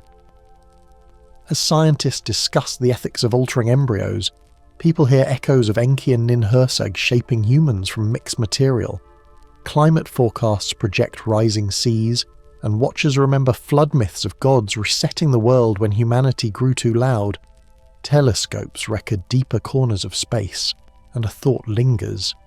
If the Sumerians knew of other planets, did they know more than they should have? In every fear, the Anunnaki reappear as shadowy ancestors, shaping not only our origin but our possible future.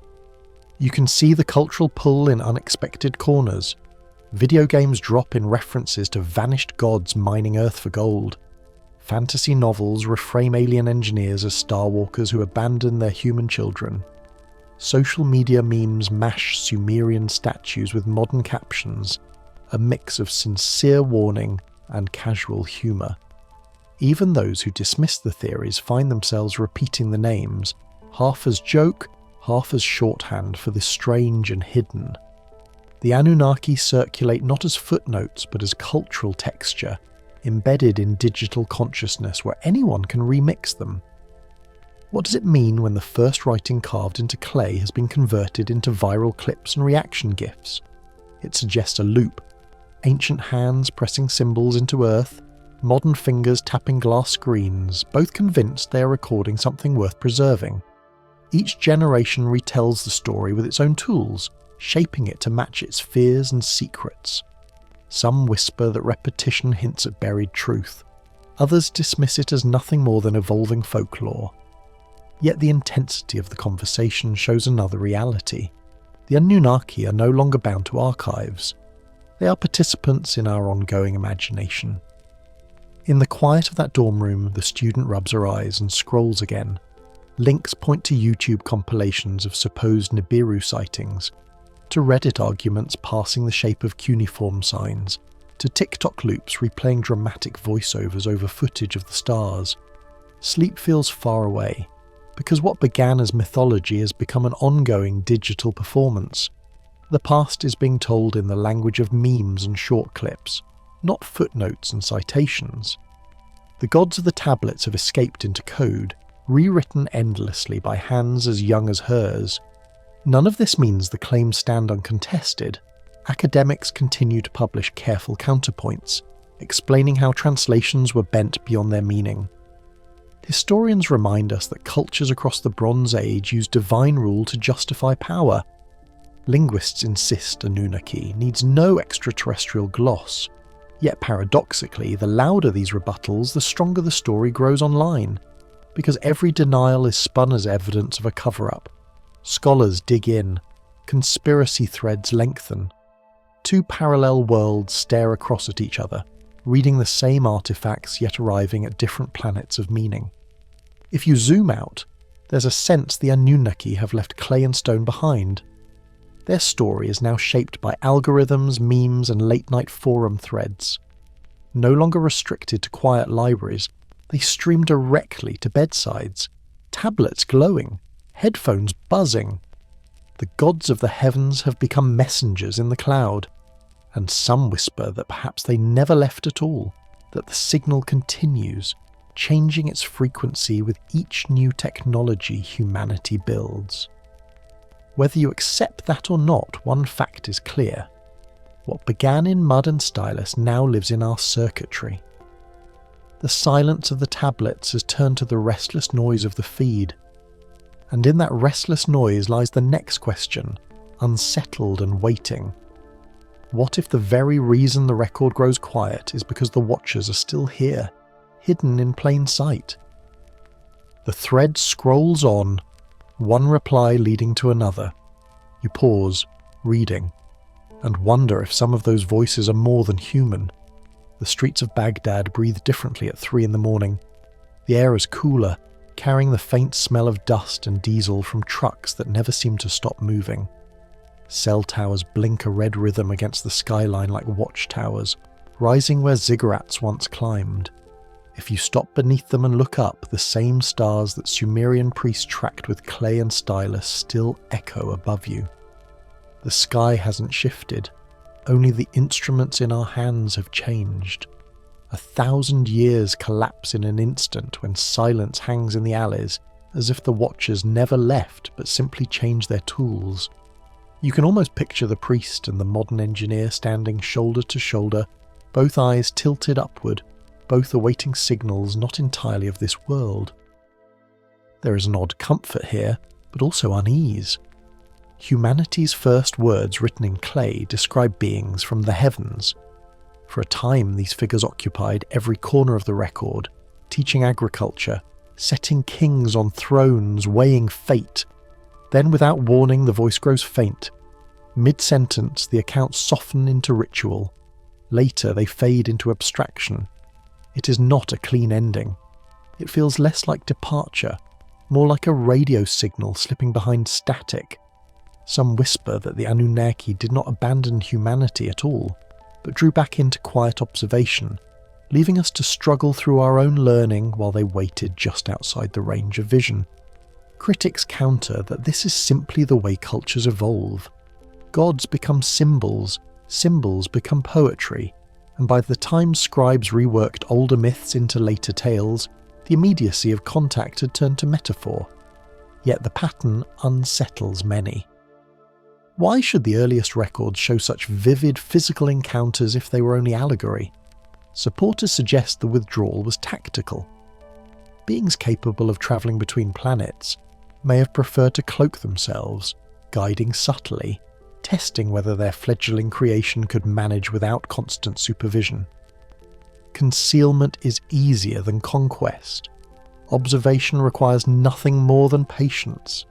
Consider how this mirrors patterns in our own age. Military pilots report shimmering metallic craft over bases. Civilians film discs with steady hands and ordinary phones. Scholars dismiss most as misidentified drones, tricks of atmosphere. Some suggest otherwise, that what we call unidentified craft are echoes of the same visitations once etched into Mesopotamian stone. If kings once claimed descent from skyborn rulers, is it so strange that modern governments deny comment, speaking in euphemism instead of cuneiform?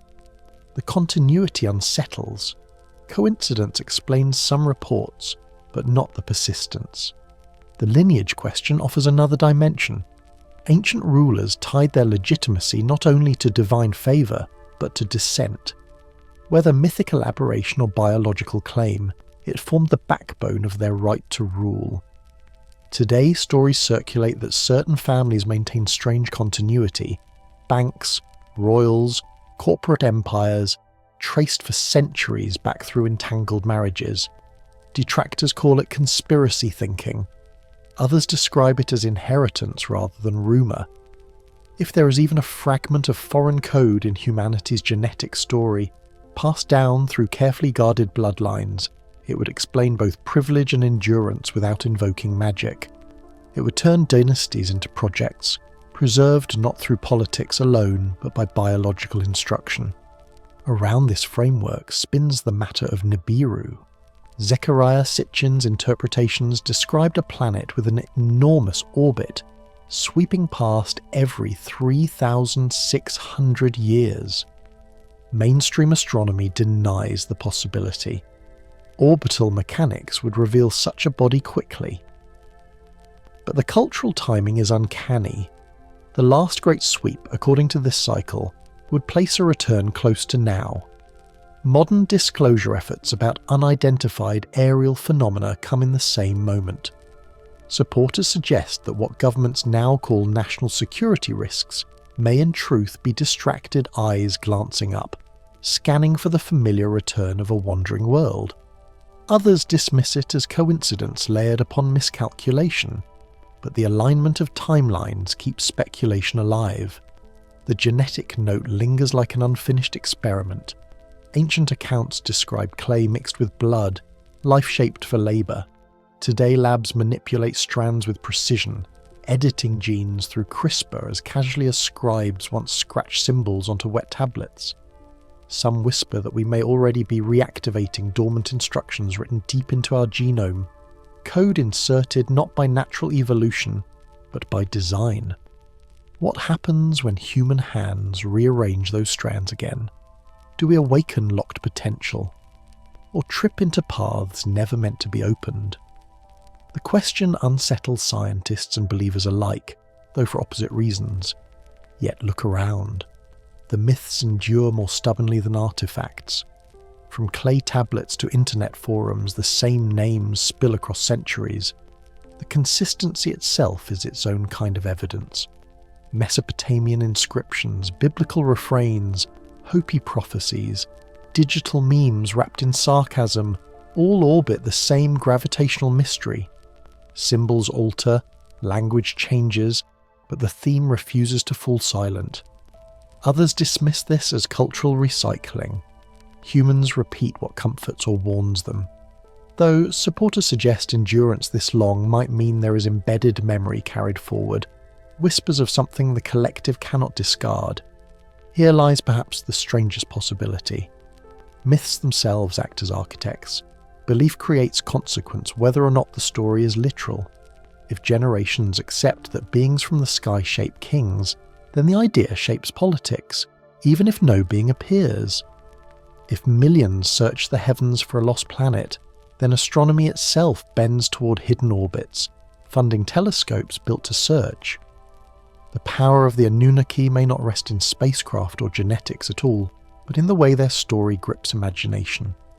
In this sense, they are real, moulded not from clay but from thought, influencing destiny every time the tale is retold. Still, if you stand again under those cell towers and watch their red blink against the stars, you sense the quiet tension. The tablets speak, but they leave the last lines unwritten.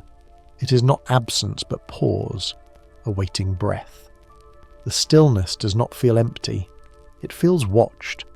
Some whisper that signals are already raining across frequencies we haven't yet tuned ourselves to hear, that the long experiment continues with data logged in silence.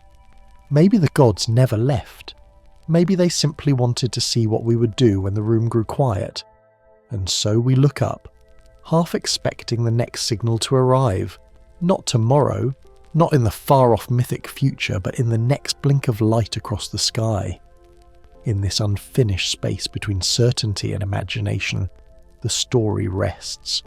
The figures of clay fade into pixels, yet the question lingers at every turn. Did they go, or did they stay, hidden in plain view to this night and beyond? The answer does not arrive. It hovers, like the dull red light of a tower against the sky, steady, unblinking, waiting for the moment when we finally notice that we were never alone.